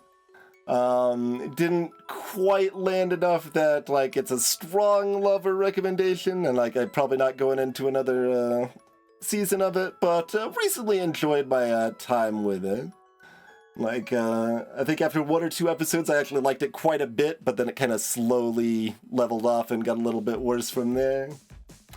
But yeah, still has some satisfying plan comes together sort of stuff. Has some weaker writings and some real cheesy parts that didn't work super well for me, but overall it was decent. Fuels Company, I have not, no. More YouTube series. I've been watching Jetlag for a while now. This is basically a travel show board game. Is kind of a way to describe it. Depends a bit on the season. It's not so good that I'm like, oh, everyone should watch this. I'm not like super like. Again, it's a 7.0 here, but it's been comfortable. Just comfy enough that I just kind of enjoy, keep watching it whenever it comes out. So, like, they're currently doing a hide-and-seek game. So, depending on the season, it's got different setups, but with the hide-and-seek, they've got one person's the hider, so they've got, like, 4 hours to make it to as good of a hiding place as they can. And then after that time, the remaining 2 are seekers, and they can ask questions of the hider to try to suss out their location. So they've got a bunch of tools, like they could do something simple like a 50-mile radius. Are you within 50 miles of us? Or are you in the same, if it was the U.S., you would say like state or county or something like that, but like municipal district or whatever, depending if they're in UK or Japan or whatever. But or it could be like asking for a photo of the tallest building they can see from their train station or things like that, and then they kind of narrow it down and find their location and stuff like that. And it's, you know, it's fun. Not a super recommendation, but comfortable and fun. Guillermo del Toro's Pinocchio. Ended up deciding to watch this based on a Jacob Geller video that was all about different incarnations of Pinocchio. It was talking about old Pinocchio story. My favorite thing about that Jacob Geller video essay was like, this video contains spoilers for Pinocchio, Pinocchio, Pinocchio, Pinocchio, and Liza P. Like, that's basically the introduction to that video. It was just, yeah, that was a good video essay, and ended up watching this a couple years later based on that, and, you know, it was pretty good. Not super stand up, but does some cute little takes on the Pinocchio story anyway. Gaslight District, another Glitch product. Actually saw this one before Knights of Guinevere because Dana Terrace was talking about it, because she was working with Glitch already and all of that. But another animation pilot that was pretty good. Wasn't like immediately in love, but liked it decently enough, and would certainly watch more if they get more produced, which is the plan as far as I'm concerned, or as far as I know anyway. So speaking of video essays, John Boyce is a good, well, just internet creator. It's not all, like, a decent amount. Most of his stuff is video essay stuff, I guess. I think his best work is would be put in the comic category, but does a variety of interesting video essay stuff that I recommend quite a bit. Like, definitely one of my favorite just kind of video essay people. Does a lot of sports-related stuff that's still compelling even if you don't like sports. Yeah, that's what I'm talking about, 17776. That's... I'm calling it a comic. It fits the moniker of comic better than anything else. But it's very much in the Homestuck category of comic, that it's mixed media. But yes, no, absolutely, that is what I am calling his best work, and the sequel, 20,020 as well.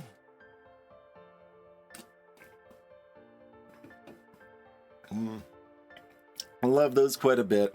But Full Time is basically a documentary about the... it starts with kind of like the early telegraph and kind of expands into the story of the first transatlantic connection. The very first time like UK was connected to North America. And all the madness involved around that and such. And points out how much of a shitty person Samuel Morse is, and stuff like that. And it does all of this in the framing of comparing it and the people involved to the 1990s sitcom Home Improvement, and manages to make that all work pretty well together. So that was pretty cool. Elemental was a nice little animated movie that was pretty cliche, but still pretty fun and nice.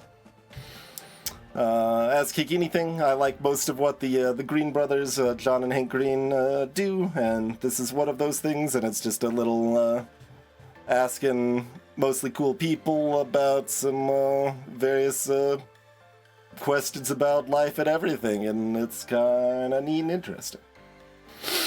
Moving on. There's more Taskmaster. Andor. I don't know. So, season 1 was a slow burn for me, so I almost dropped it after 2 episodes, but it picked up quite a bit from episode 3 onward, and I ended up liking season 1 quite a bit. But then season 2 is just, again, it's really slow, and it's not really keeping my interest at all, and... like, I've already seen, like, 4 episodes of season 2, I think, and it's just kind of fine. Like, I know everybody loves it, but I don't know. I still...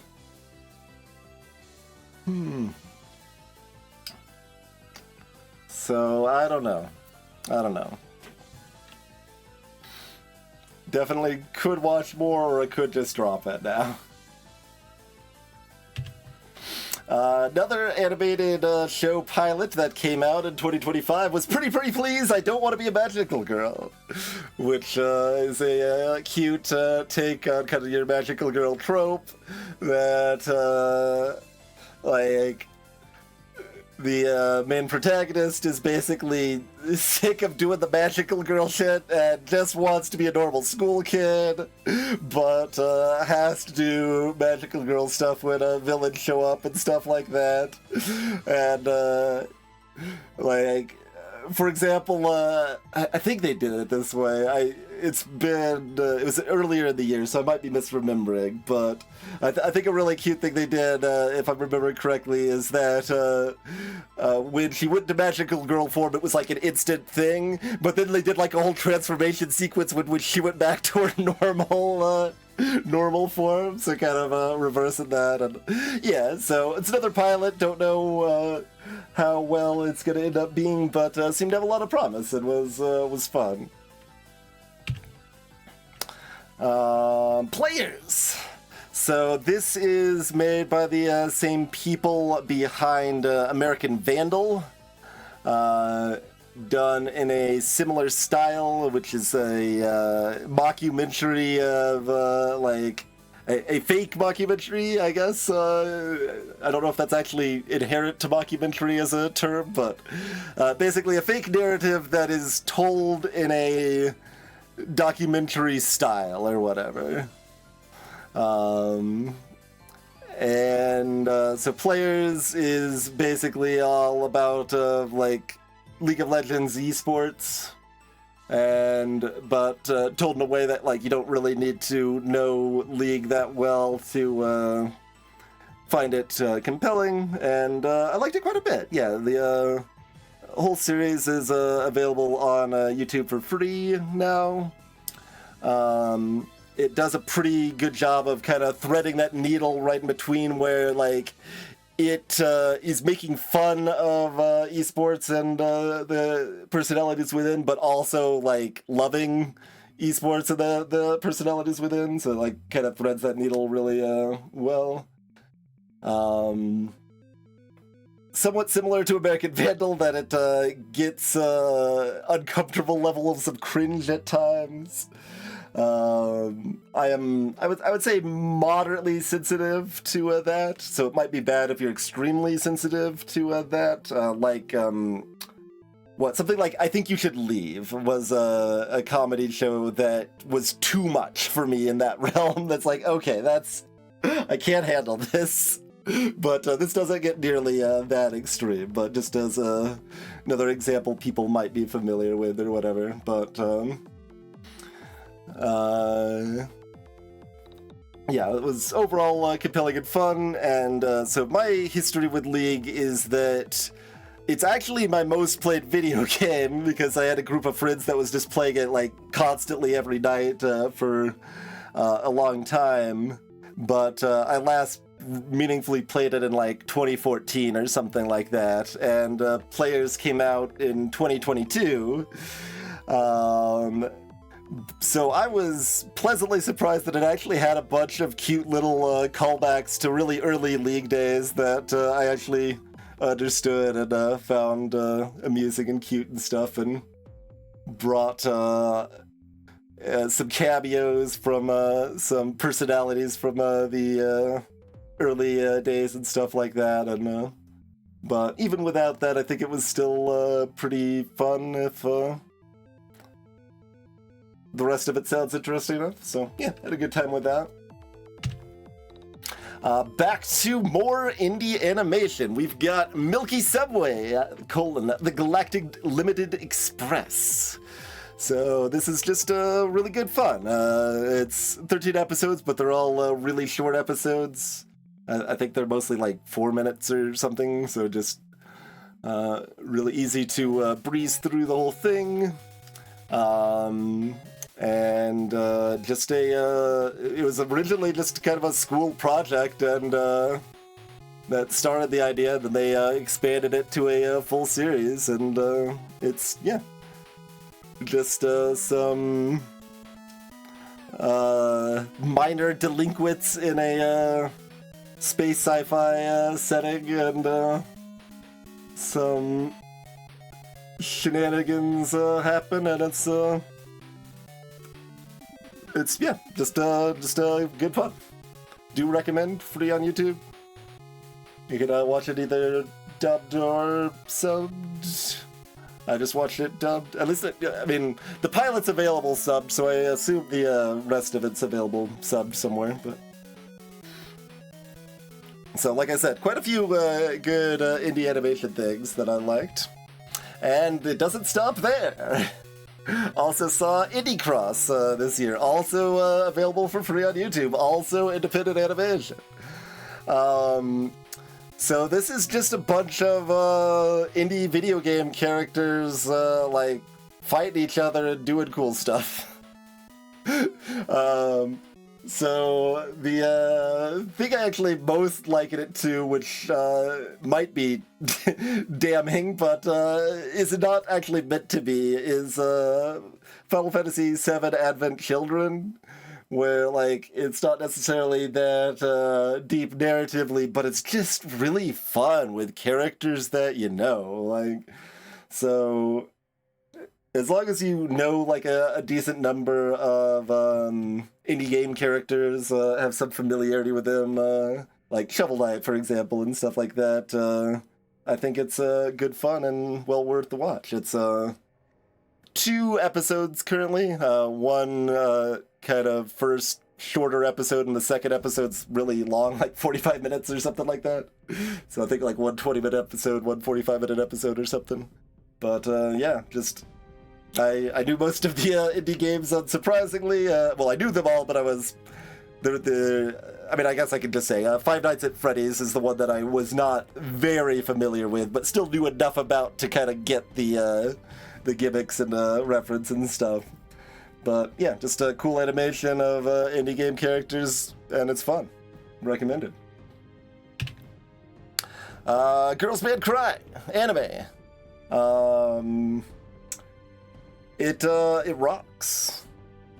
Literally, and then has some problems otherwise too, but so it's a girl rock band anime, of which there's a moderate handful now, I guess, but I don't watch I watch like a medium amount of anime, I guess, and I've seen 3. But yeah, not quite the same wholesome vibes of like Boki the Rock, but also good fun. And has some good tunes. Like, I personally don't usually like guitar heavy sort of music that much, kind of your traditional rock band situation. I'm not that fond of most of the time, but I liked a lot of the jams in this, and still really love the intro theme. I actually played it to no comment on stream at the beginning, like a week ago or something like that, just to throw it in. Yeah, the animation style has this weird, it's not, I wouldn't say uncanny valley, it's not there, but like there's kind of this weird, somewhat uncanniness to the animation style, but it is unique and interesting. Like, it's not a big problem, it is definitely weird. And the characters are kind of failures, and a little more that I would like is just about them arguing with each other, but still touching at times, and good fun with some banging tunes. So had a good time with that towards the beginning of the year. Dr. Stone. So I guess I've watched, I don't remember the exact timing, but I think I watched most of this last year, and then I've seen Season 4, Part 1 this year. But it's a pretty cool anime that, it's similar vibes to what I was talking about earlier as far as people working together towards a common goal and stuff, like a little bit different, but just kind of the cool progression of just like seeing what science they managed to develop in a Stone Age world, as it were, and stuff like that's a lot of good fun. Season 4A seemed like the weakest one so far, which is part of why I haven't seen the second half of it yet, but I probably will, and hopefully it picks back up more. But it still wasn't bad. It just felt like it was starting to lose the focus a bit there. Deep Space Discounts, it's more independent animation available for free on YouTube. I didn't make that statement based on nothing. So this is by the creator Deep Blue Ink. If you spend a good amount of time on YouTube, you might have come across them doing animatics. So like animated versions of other YouTube content, like Drawfee or the McElroy brothers or things like that. But yeah, they made their own little series. They've got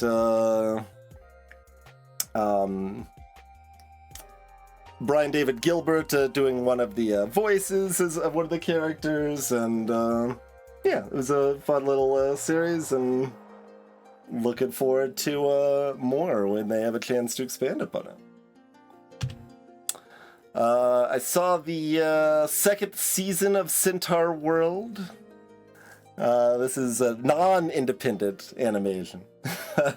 I saw the first season of this a good while back, and then I watched like the first episode of season 2 and was like hated it, and then didn't watch the rest of season 2, but decided to circle back this year.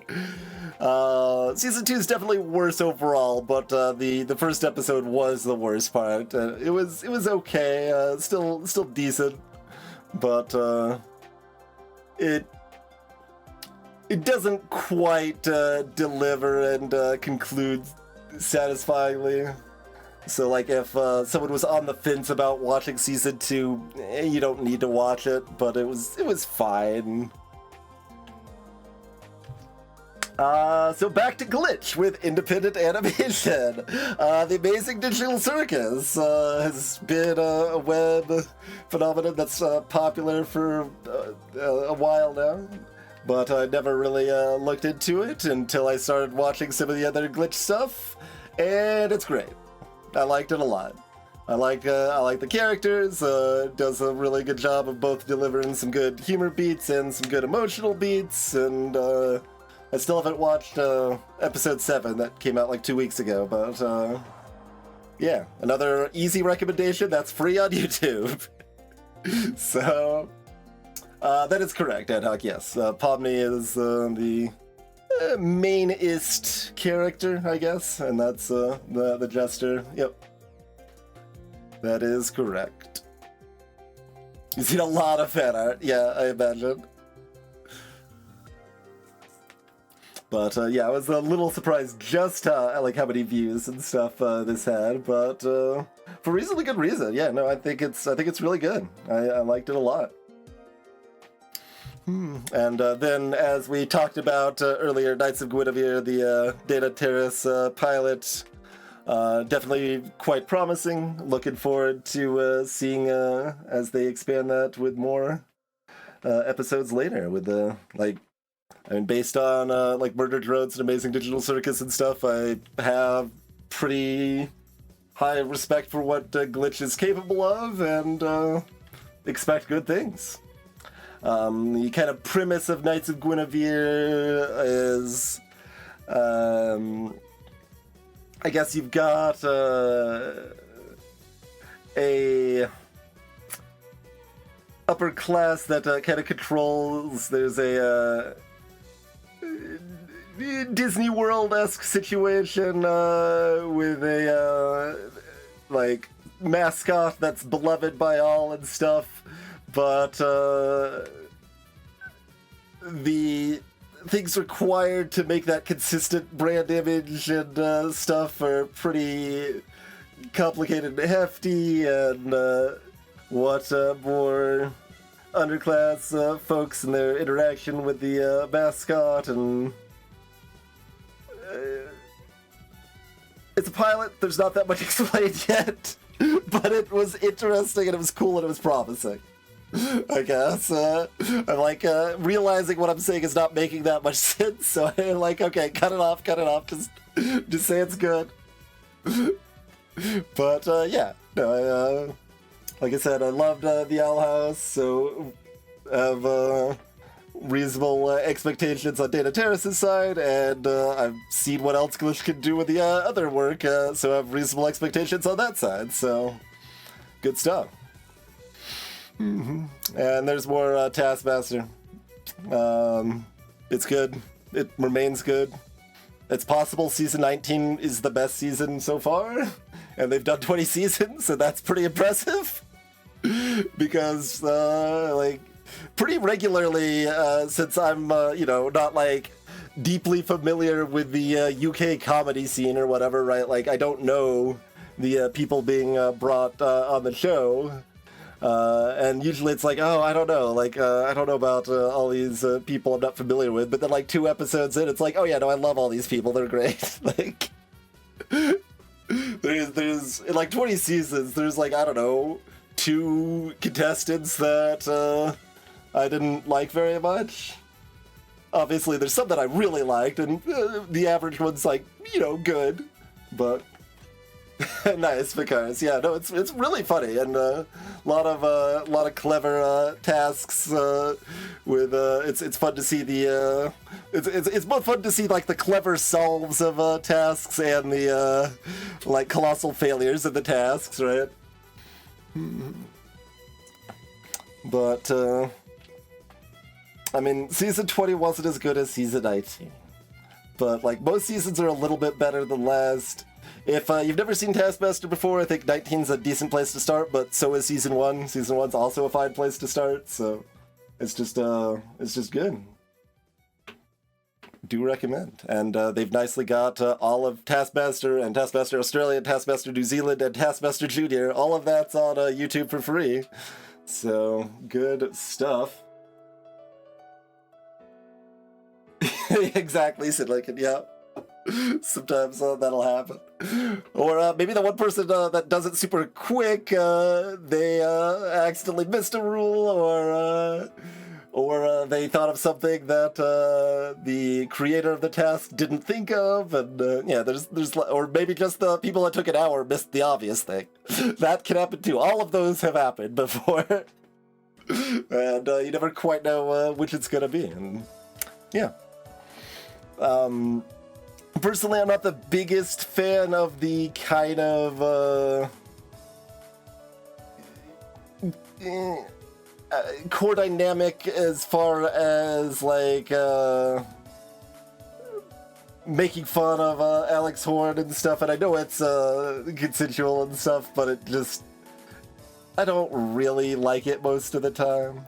It was probably worse on that front in some of the earlier seasons. Like, they kind of make it a little more exaggerated and silly at this point, but that's it, just to find, like, something I can say that's bad about it. But no, I like it a lot. It's just consistently funny, consistently clever. Really good show that has remained consistently good across 20 seasons, and that's impressive.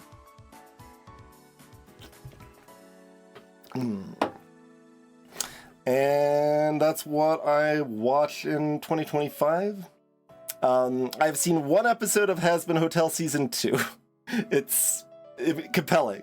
I have not had a chance to watch more of it, so I have not, like, updated the rating or anything like that, but more good non-independent animation. But yeah, as far as independent animation goes, Knights of Guinevere, Amazing Digital Circus, Deep Space Discounts, Indie Cross, Milky Subway, Pretty Please I Don't Want to Be a Magical Girl, we've got Gaslight District, we've got Murder Drones, we've got The Art of Murder.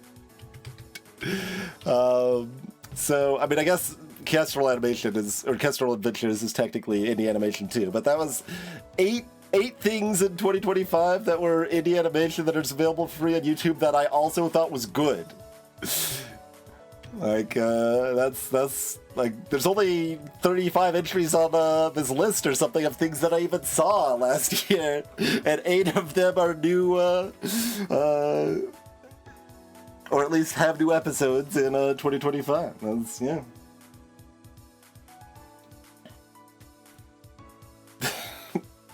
Probably, Shato. You can presume. Okay, I don't have very much in the other categories, so did not mean read many books in 2025. It was, too busy moving and stuff. But I read one book by one of the co-authors of This Is How You Lose the Time War. The River Has Roots, kind of a short parable almost-esque sort of, I don't know, parables, maybe fairy tales, better term than parable for it, but relatively short little novel. I don't know if I need the word relatively there. Let's just say short novel, because I think it's only like 180 pages or something like that. That was neat. I liked it. And then this is a short little epistolary story, so like written letter sort of narrative, and it was just free online, and it was really good. So if you want to read a touching short story that I think it reads in less than an hour. I know it's short. I don't remember just how short, but it might be 15 minutes. But that's free and linked up there. It's good. Recommended. Hey, catch you later, Anna. Comics. So earlier we had mentioned, I didn't watch it or read it. That was back in 2020, but or actually I guess the first one was in 2018 or something like that, and just updated on the reread. But we talked about John Boyce's masterwork of 17776. American football in the year 17,776. That may not sound interesting, but you'd be wrong. It's fantastic. But anyway, that was old. Not too much in 2025. I read a webcomic that seemed like all the old school webcomic creators really liked this webcomic, but it didn't jive that well for me. Unless it is learned but the damage is irreversible, it was fine. Follow Pokey the Penguin on Blue Sky so I catch new Pokey the Penguins. When I read that back in frickin' high school. It's still okay. It's very silly and sometimes great, but most of the time kinda meh. Softer World was fine. And then I stopped reading.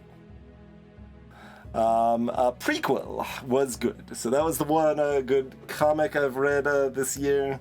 But this one gets the story of how I decided to read it. I was looking through some of my completely unsorted music files. I've got tens of thousands of unsorted music files. As many as that are sorted, there's even more unsorted. And just happened to listen to this one from that I got from somewhere about 10 years ago, 9 or 10 years ago. No idea where I got it from. Decided to look up where it was from, and it was played in this webcomic that I felt like I had never heard of, but certainly had never read, called Prequel.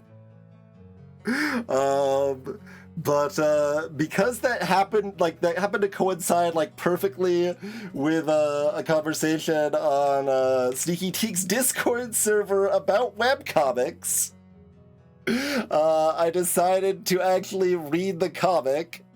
Even though I'm not familiar with Elder Scrolls, I'm not playing Skyrim or any other Elder Scrolls game, but it was good. I liked it. I still got probably a few pages left to go to catch up to current. I don't know just how discontinued it is, or if it's they're doing one page every 4 months now or something. I don't know exactly where its status is, but it's very much inspired by the Homestuck style, the MS Paint Adventure style. where you've got like readers kind of providing some prompts, and then the artist is picking some of those prompts to play off of, and then draw up the art for and expand the story from, and works pretty well with our protagonist Katia and her exploits and adventures. Yeah, as I comment there, being familiar with the world of Elder Scrolls is not very important. Being familiar with Homestuck, also not very important. I think there was like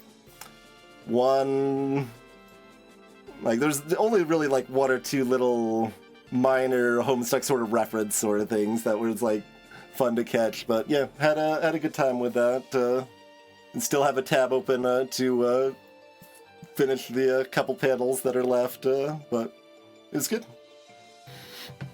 Oh yeah, they just announced the new Season 21 cast. I have pondered how much I should, so when we're talking about the Taskmaster stuff, like I've seen, the New Zealand and the Australia and two separate fan versions of Taskmaster, so I've certainly gone to some side content. But I still have never listened to, they've got, a podcast that they do associated with every episode now, too. And, I don't know if I care enough to listen to the podcast stuff, and I usually don't pay too much attention to the, opening interviews of the new cast and stuff like that, but it's still, Taskmaster adjacent. It's still okay. It's that dance where it's well, this is worse content than, the core Taskmaster experience that I love, but it's still related to that content that I love enough that I would probably at least like it, but do I like it enough to be worth... that definitely happens in a lot of stuff. I don't usually go too deep in the side content, but I do on occasion, and it can be worth it. So I don't know, maybe. I think there is just one new podcast in 2025, Rebel Spirit, which is basically just delve into the story of Akila Hughes trying to get her old high school mascot changed away from the racist-ass rebels, and kind of the tribulations involved there, and kind of reporting on other schools that have been able to change away from their racist mascots, and it was interesting. Not a strong recommendation, but not bad. Interesting enough.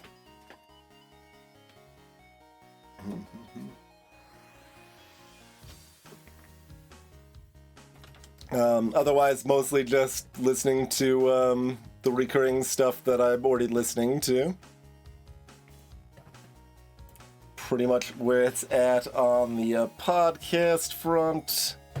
Only saw 2 new comedy specials in 2025, and they were pretty good. Yeah, I liked 2 Sailboats, and Gianmarco Ceresi. I tend to like their short form little crowd work clips more than their actual specials, but their specials are still decent. And I haven't actually done this in this tab for anyone else. I've only got actual comedy specials, a full, half hour to an hour long set for everything else. But I do have to give a specific shout out here that I've seen a lot of little highlight clips of Benny Feldman last year, and he's really funny.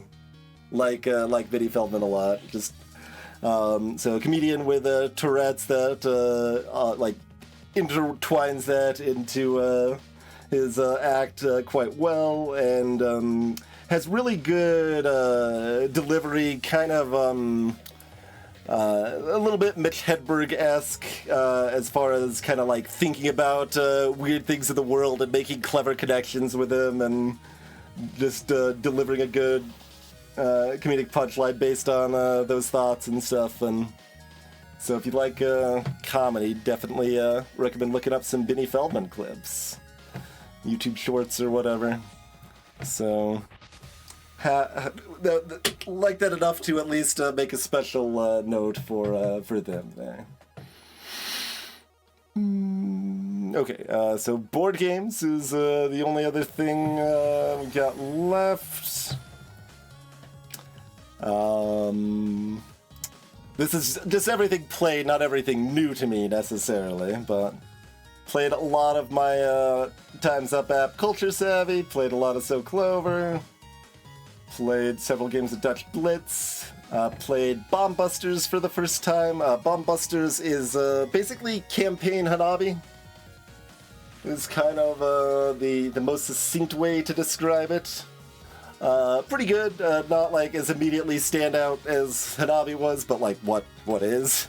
But it was pretty good. I would definitely play more. You know how we were talking about all those 7.0 video game ratings? There's 7.0 board game ratings that have a very similar vibe of that was, you know, pretty good. Like it worked decently and was pleasant enough to play. Plenty of those too. So Aquatica's in that sort of realm. It was, you know, pretty good. It's not standout. It's fine. Dominion and Code Names are classics. Flip 7 is bad. So why is this rated a 7.2? This is like almost all luck. It's at least quick. Like it's a little push your luck card game, but like you have very little control over pushing your luck, and it's, yeah, I don't think it's very good. I'm surprised that the Board Game Geek community likes it as much as they do. I don't think it's very good. It's still a 4. There's still worse things. I did give Aquatica a 7, right? Am I remembering that correctly? Yeah, that's a 7. Okay. But do not recommend Flip 7. Just one good party game still. Captain Flip is fine. Kind of a light little filler game that doesn't have a lot of decisions, but it's okay. Kind of cute. Coimbra is a good Euro that I gotta play more of. Headbands is a pretty weak party game that's still like some fun. Lost City Rivals is good, just like all the Lost Cities games are. Monopoly Deal is bad. It's quick. It's even like it's worse than Flip 7. It is very much pile of luck garbage, and it's not good. Don't recommend. Obsession, also 7. Little too complicated, a little too weirdly random. Not the biggest fan of the theme, but at least it's different, which is kind of nice. You're not trading in the Mediterranean. You're of upper-class old English society, and you have to manage your guests and servants and stuff like that. And it's, not the side of the equation I want to be on, but it's okay. Like, I know a lot of people really like it, but the guests that you can get are pretty random and in quality, or if they'll fit with what you need, and your kind of goal cards, and if you can find the buildings to match them, also kind of chaotic and random. It's a standard sort of Euro that is reasonably satisfying to truck along with, but I don't love. Like, that's where most of the like, I don't know, beloved moderately heavy Euro games land for me, where it's like, yes, I enjoyed my time with it. It was good, but I'm not like dying to play more or anything like that. Quacks is a push your luck bag builder game that's fine, that I never liked as much as everyone else seems to, but it's okay. Tichu is a cooperative, semi-traditional card game that's a classic. Age of Steam is the first time I played this in a while, so it's been several years. It's still good, still like it. Don't remember the differences between Steam and Age of Steam enough to have strong opinions there, but probably prefer the more modern, refined Steam instead, but they're both good. Apples to Apples still exists. There are worse things you could spend your time doing. Arc Nova, same sort of deal. Like, kind of more complicated than I would like. Similar to something like Terraforming Mars, and also Everdell down here. That they've got like just a big giant stack of cards that all do different things, and you piece all that together to try to form like a coherent thing. In Arc Nova's case, you're like managing a zoo sort of situation, and it's, you know, it's not bad, it's good. But I broadly don't love that kind of big stack of just cards all over the place, put them together sort of situation. Like, there's a lot of that sort of vibe, and like, again, Everdell's same exact camp. So I played Arc Nova before. Everdell was the first time this year, but where I think I enjoyed that sort of vibe more in a single player experience. It just seems easier to kind of think about the like connections and building up synergies and learning the game and learning the cards in a single player setting, whereas to do that in a multiplayer setting, I have to make the game less fun for everyone else by like either just like looking at things too exhaustively or playing extra slow or things like that. So I don't know. Like, it's another in that category of like, I don't hate this as a design, but like, it's kind of a mild negative by default, I guess I would say. And there's plenty of other games in that same realm, like Seasons, and I don't know, however many else. I guess Century Spice Road is kind of in that category technically, but it's not really, because the cards aren't doing like a unique thing with every different card, right? There's a couple different types of cards, and they do similar things. They just have like a little bit different of an engine building sort of situation that might fit better or worse with what your other cards are or whatever, rather than being a million different disparate unique abilities. So it flows a lot more smoothly, so it's different. But I do like Century Spice Road. I've played a lot of it in the past. The Bucket King, I had previously played about 15 years ago. Thought it was pretty bad. Where I was convinced again to play because someone had kept bringing it to various game nights and wanted to play it again. And so I played it again, and it was still bad. I might have actually raised my rating though. Let's see. What did I have this here? Is it 4? It might have still been a 4. I mean, it might have gone up from a 3.5 to a 4 there, but yeah, no, just kind of a little chaotic little card game that's pretty random and not very good. Don't recommend.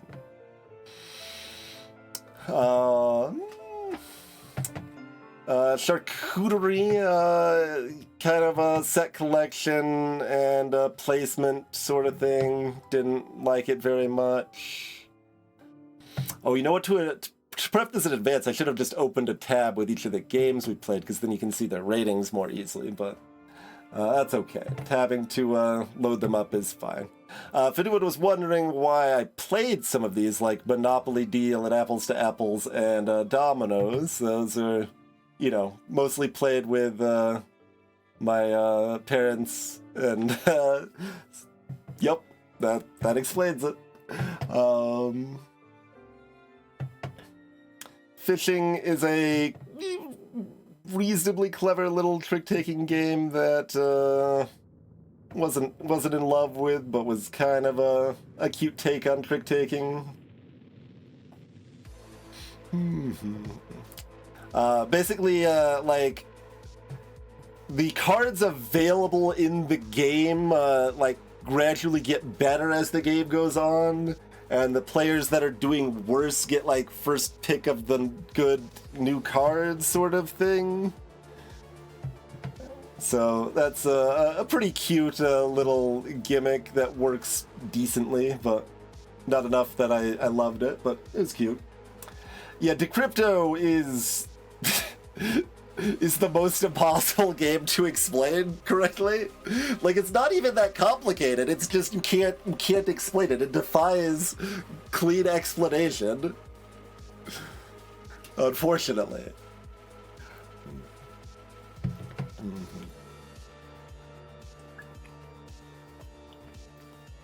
And best games to play with parents.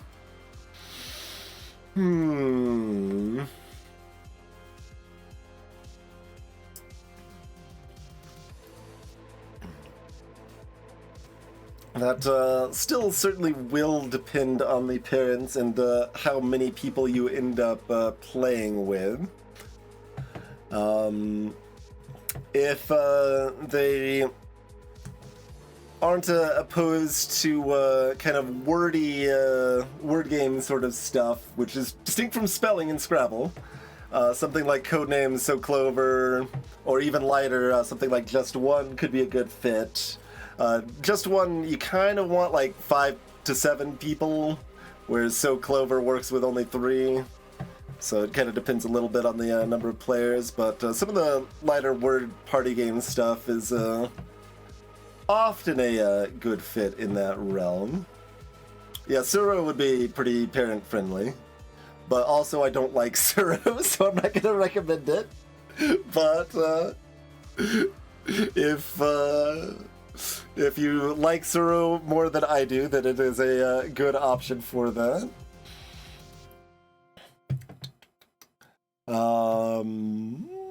Quacks is probably just a little too complicated most of the time, but could be one to step up to potentially.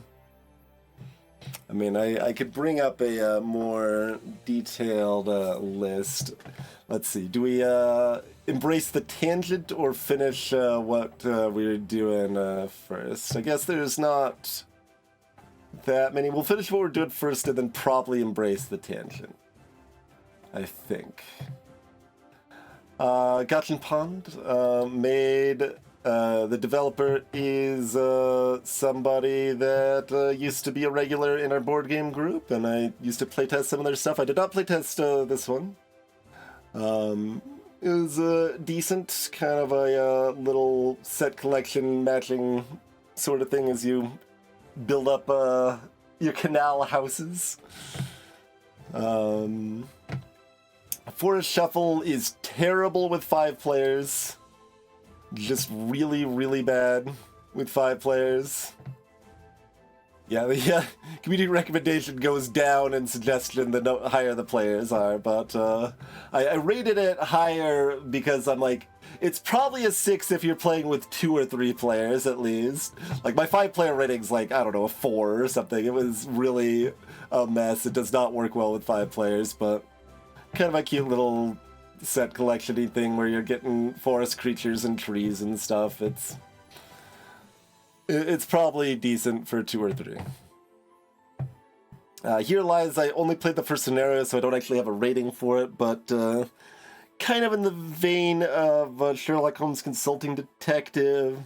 In this case, you've got one person that knows the information, and the other players are kind of using their cards to ask certain bits of information to kind of suss out what the mystery is that you're trying to solve and whatever. Seemed promising, but I didn't rate it because I don't really know quite where that's gonna land at this point, but it was okay, potentially promising. I think all of these were first time. I guess there was more first time plays than I gave credit for. That's not a first time play, but I do have things to say about it. Raw is a classic Knizia game, 3-player ideal, and really good auction game. Its little mini expansion that came with the new version is fine. I don't think it's really better or worse for the game. Marco Polo is still great.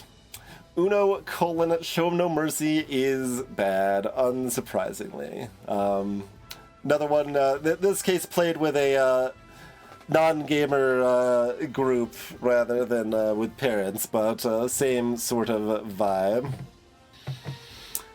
You're Getting Old is a really bad party game. Ended up playing that with gamer friends where we just happened to be at a restaurant eating, I guess a little bar restaurant, and they had a group of games, so one of my friends grabbed this to pass the time, and it was dumb. Okay, so Great Western Trail New Zealand is too damn complicated. It's really fiddly and just kind of a mess, but you still have a lot of interesting decisions, so it's another 7.0 board game that it's too much, but it's still doing some cool stuff. It has some UI problems that are weird, considering this is kind of a sequel. I guess sequel is the best word. I was gonna say remake, but remake's not right. A sequel to an existing game and stuff. So definitely overcomplicated, but still pretty good. This was my first time with Grand Austria Hotel as well. I don't have a comment on that. It was decent. It's a 7.0 board game that was reasonably satisfying to play and didn't stand out to me.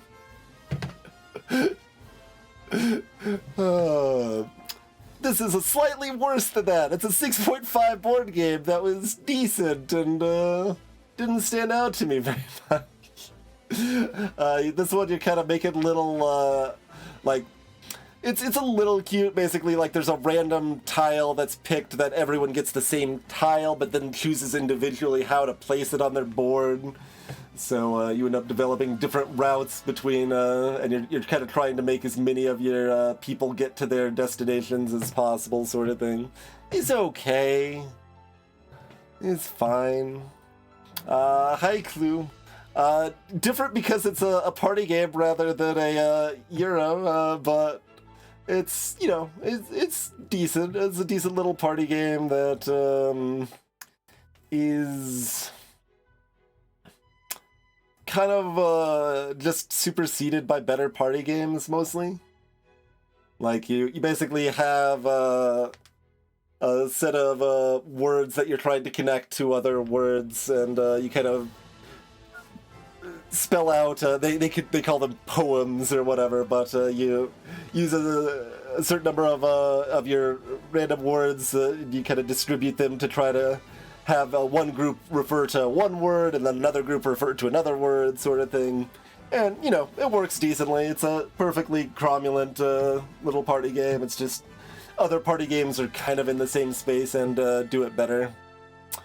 Let's Go to Japan. It's a 6.5 board game that's moderately satisfying, but not too noteworthy. It's I guess I liked it better than Takenoko, which is in kind of the same vein.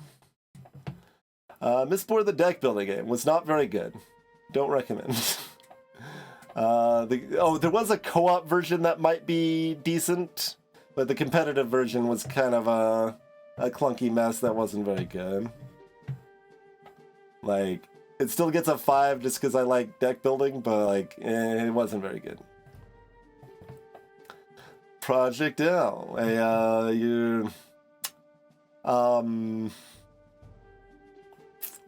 it's an engine building Tetris game. Like, you've got, like, little Tetris-like pieces, and you can, like, upgrade them to be bigger pieces, which are better and can cover more of your goal cards and stuff like that. A little bit cute, but seems somewhat shallow. And the open draft has flaws that you find in a lot of open drafts, where you've got a set of cards, and some of them are going to be stronger at certain points of the game than others. So the players that act sooner get access to the strong cards sooner, and this good one happens to come out at the right time, and just open drafts in general tend to have some flaws in that area. It's not necessarily like game-breaking flaws, but, just little flaws that don't quite work great, but are still okay, sort of thing. There's a Scooby-Doo board game that's an okay co-op experience. It's fine. It's fine. I mean, if you just saw Scooby-Doo board game, it's better than you would think it is. If you see it plus the 2022 date, then it's maybe as good as you would think it is. Like, it works well enough. It's not terrible. It's not an amazing co-op game, so don't recommend it that highly, but if you've got a family that loves Scooby-Doo and wants to play a cooperative game, to tie it back into the previous discussion in there, might be a decent fit there. This is actually my second time playing Steam Time, but the damning thing I want to talk about is not actually the mechanics. It's that this is like I don't know, like an invention game, and one of the things is that you can get abilities from this big stack of cards that are famous people and stuff, and there's, 40 cards, and literally 0 of them are women. It's just 40 dudes. You can't even, throw in a Joan of Arc or something in there from your famous people from history. Just literally 0 women in the stack. Very, very dumb. It's 2015. It's not even, from 2000 or something like that. It's not that old. Very, very dumb. Sunset over water. It's fine. Little positional set collection-y sort of thing. Rear Window is an all versus one game that you're kind of sussing out a mystery. Wait, actually, is it versus or is it fully cooperative? It might be more like Mysterium, where it's fully cooperative, but you have one person that can't talk and is trying to hint the information or whatever. But then they can, also win on their own. I don't know, it's weird. The one player is Alfred Hitchcock.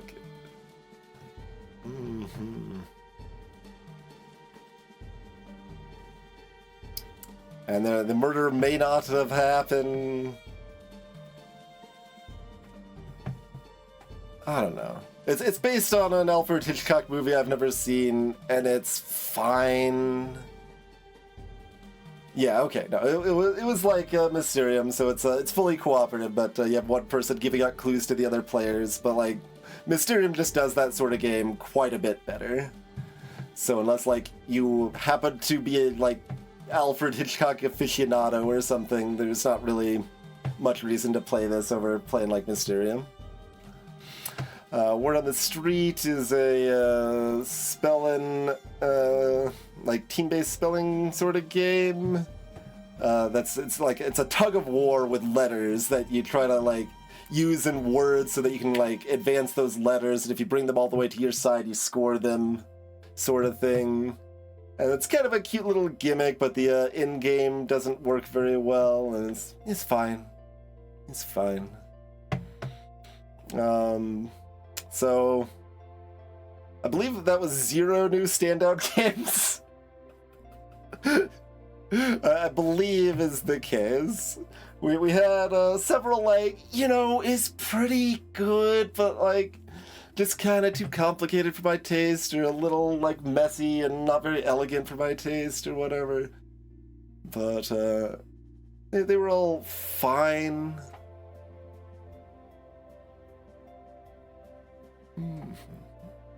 Oh no, yeah, we had Bomb Busters was more than a 7, and that was new. All right, there you go. That was the best new board game I played in 2025 was Bomb Busters. We did have the one. Aquarium music playing while Aquatica's on screen.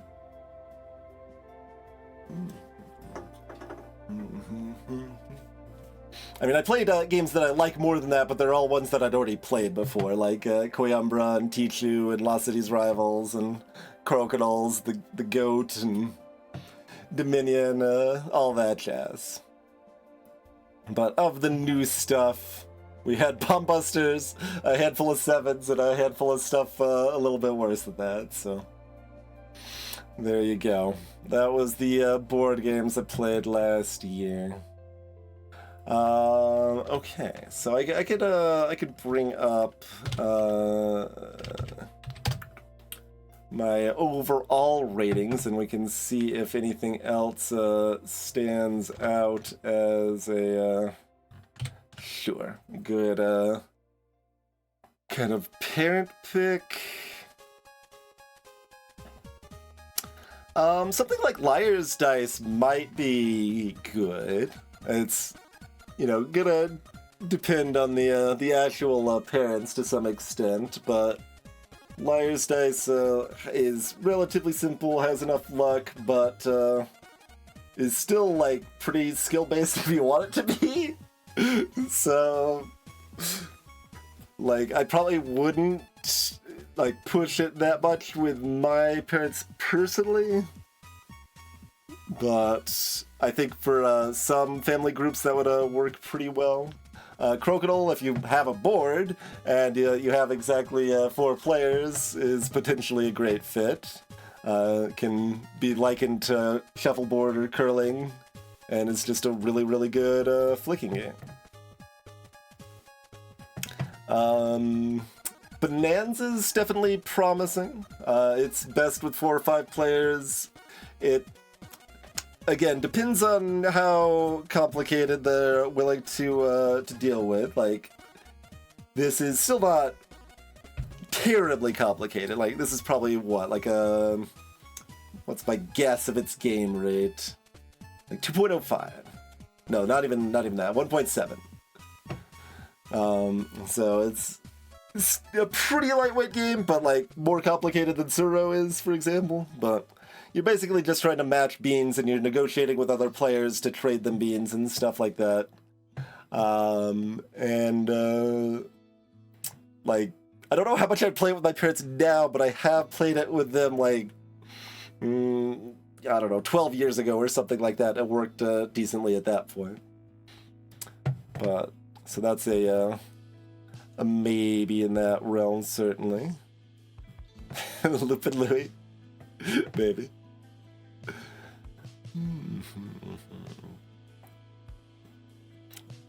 Pitch car is expensive, but would work in the dexterity flicking category, as long as they don't mind moving around a little bit to flick it. But it's also very expensive, so hard to recommend for that reason.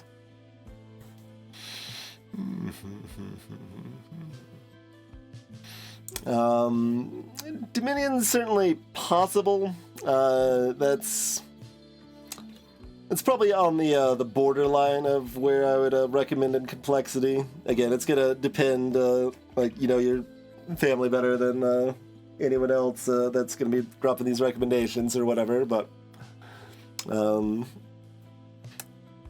the deck building, like buying cards to expand your deck as you're playing that deck or whatever, is not the most intuitive or simple concept, and actually piecing together combos with different cards and stuff can be complicated, but it's not that complicated, and depending on the folks, that could be a decent fit.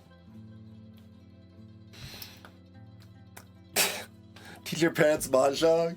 So Mahjong is arbitrary enough and steeped in tradition enough and complicated for no reason enough that I sure as hell had no interest in learning the damn thing.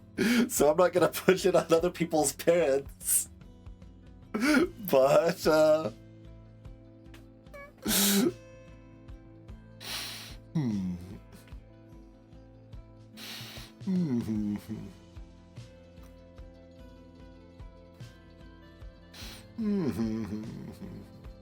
It's basically Sushi Go. It is not.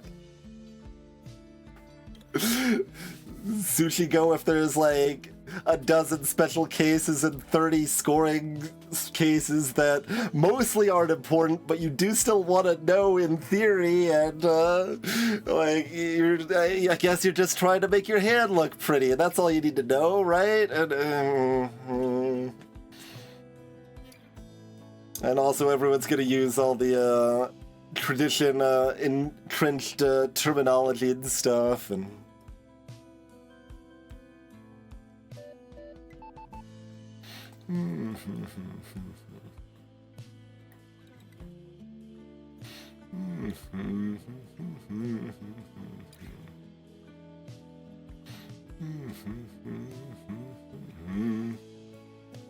Ticket to Ride. Definitely a classic go-to introductory game. Depending on preferences, might be a little long, because a game of Ticket to Ride is normally like an hour and a half or something like that, but very simple rules, but still has enough depth to be reasonably fun for most actual board gamers, and yeah, Ticket to Ride's definitely a good go. Walk the Plank, maybe. You could do Walk the Plank. Actually, a decent fit there. It's a pretty quick filler game with just kind of a silly little theme of being the worst pirates on the pirate's crew, and you can shove the other players' pirates off the end of the plank. But I am biased.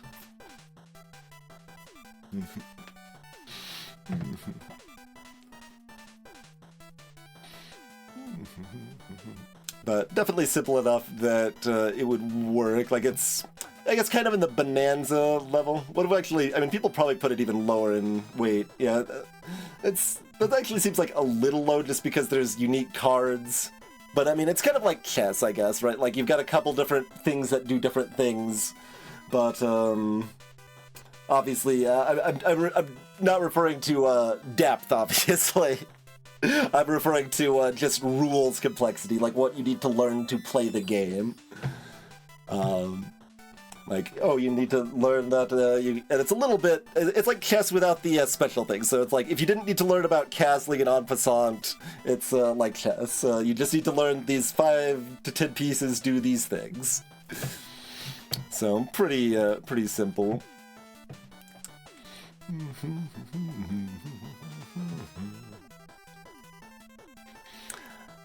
Dixit's a possibility if you've got enough people. You probably want 5+. But that's definitely a simple, rules-wise, party game that might work. Kind of in the word category to some extent. So somewhat in the same realm of, like, just one, but just one's fully cooperative, which might be better or worse, depending on the crew.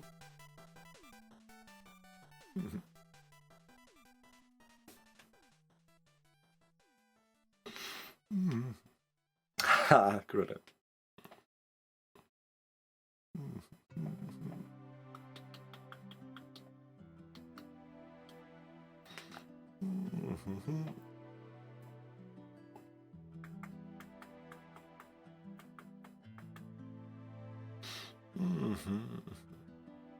Got other Ticket to Ride maps if somewhere other than the US would be more appealing to play.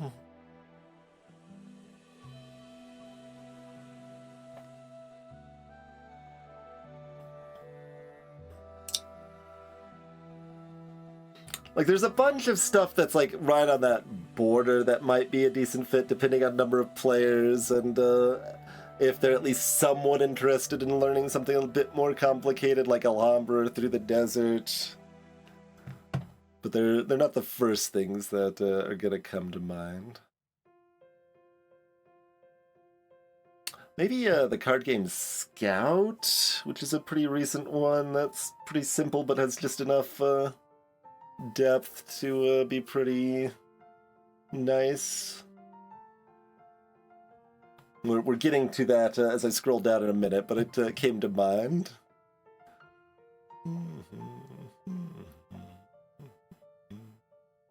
We're still in the like 2010s of the 7.5s. It needs to get down to the 2024 or whatever it was of the 7.5s.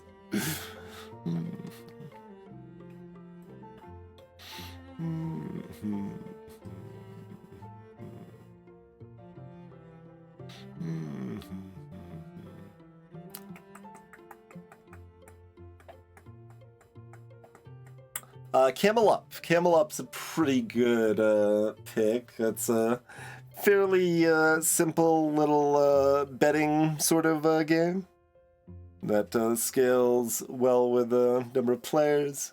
It's a little too long for its amount of randomness, but broadly works pretty well and is pretty fun.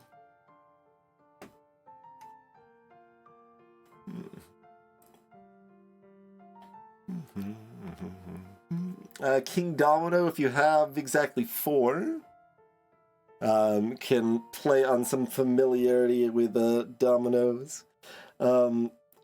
Potentially that sort of, well, no, it's really simple. I was like thinking that like adjacency and area stuff, like I guess the one rule of it where your starting piece doesn't have to strictly be in the center is like just this little bit of weird complexity that might be hard for parents to parse, but it's not that big of a deal, and otherwise very simple.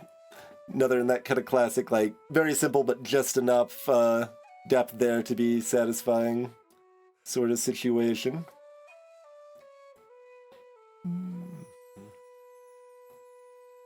There's Scout. I mean, it's actually 2019 for the original. I guess it, yeah, it got maybe printed in the US for the first time in 2024, or just became popular at that point. But yeah, that's a cool little, I guess you might call it a climbing game. It's sort of like a climbing game or trick-taking game, but it's not quite either of those things. But anyway, you've got a set of cards that you're trying to get rid of, and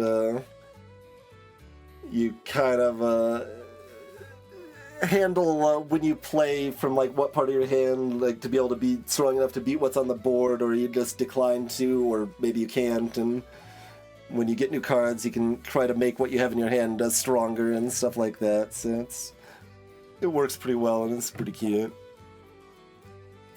Wits and Wagers would be another decent hit, like probably Wits and Wager Party Edition I think would be the easiest to go to.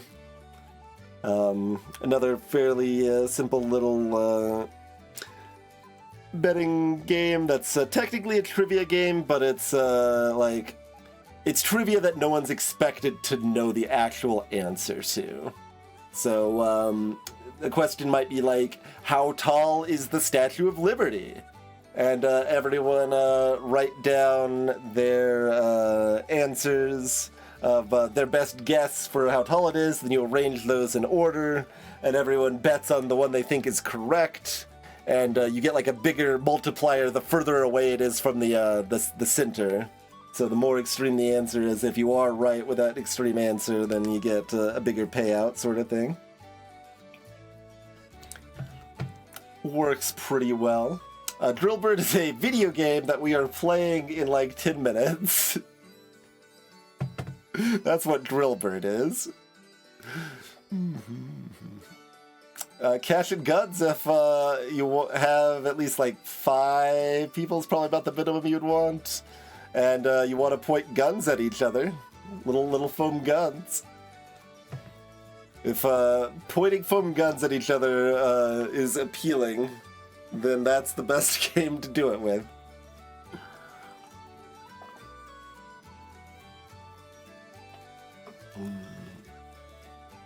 Something like For Sale would be fine. Coloretto would be fine.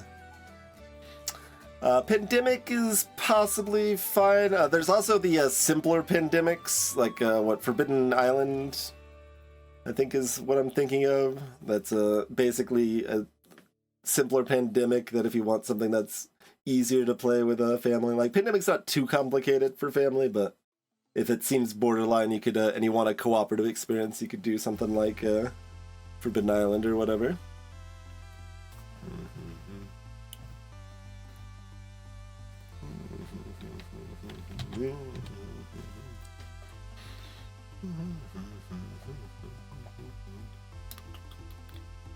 We'll skim through the 7s still, but won't go past that. Even though there's surely some lore ones that would work, like Suro is fine, but I don't like Suro. I rate it like a 4 or something, so... But, I mean, that'd be a better game to play with my family than some of the stuff I've played with them, so, you know... there's definitely tiers.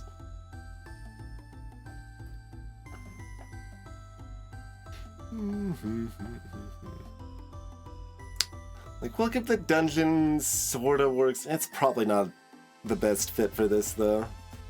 I'm gonna not include that one.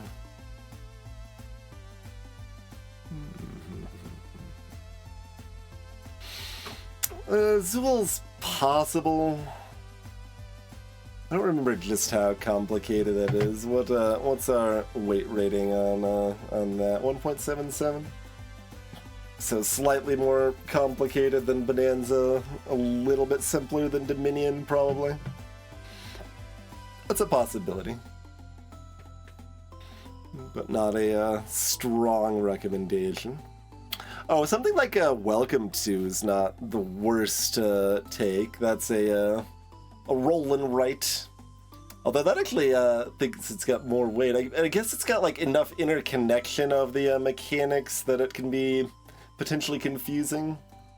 So that might be worse still. I don't know. It's been too long since I've played to say. It does have the advantage of being playable by any number of people, though. So that's good. Hello, Psycho. Currently talking about games to play with like parents or people, non-board gamers or whatever. And then we're gonna take a break, and then we're gonna play Drillbird.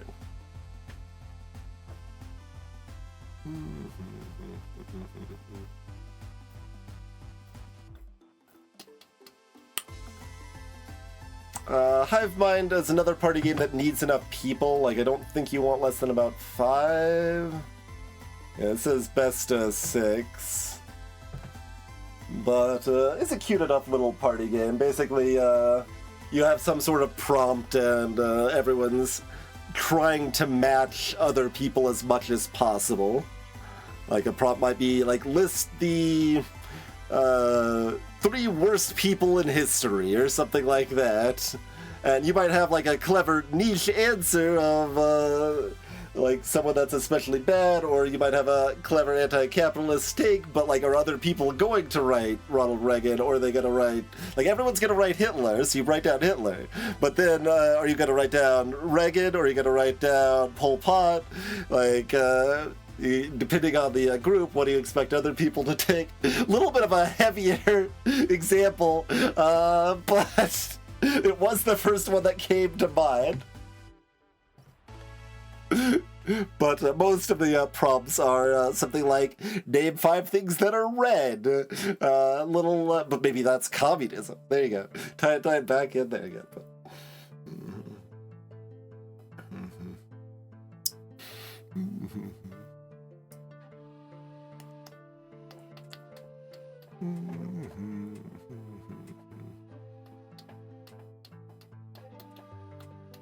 Yeah, there's through the 7s. So that should be plenty to think of. Yeah, we mentioned So Clover earlier. Time to teach parents Brass Birmingham. No. I don't even particularly want to be taught that. It's a little bit of a mess. It's a beloved mess, though.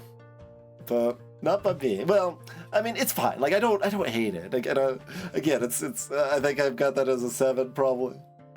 Another one of those. But I'm picky. Turns out I like party games more than complicated Euros. Even if, I don't know, would my, like, self be aghast at that when I first started playing board games? Probably not, because I did still love Mao at the time. Like, I loved that from high school and still loved it when I got into board gaming, and still, like, enjoyed playing stuff like Pit and Cash and Guns. So, just because I loved, like, I don't know, playtesting Spirit Island years before it became a massive hit and stuff like that, but now it's too complicated for me to want to play it today. Like, that's changed over time, but I enjoyed enough party games in my early board gaming that I guess I wouldn't be aghast at the current admission that's like, yeah, no, party games are a lot of fun. And things that are too complicated and take an hour to explain kind of suck, because it takes an hour to explain them. I've only played it once, and Twilight Imperium is the worst game to play with parents.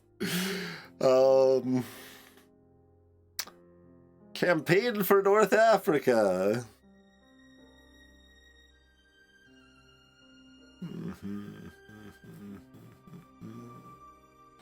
Anyway, it's break time. Let's do the break thing, and then play a video game. Now that we've, I think we're done. We're done talking about last year. It's done. It's done with. It's over. It's past.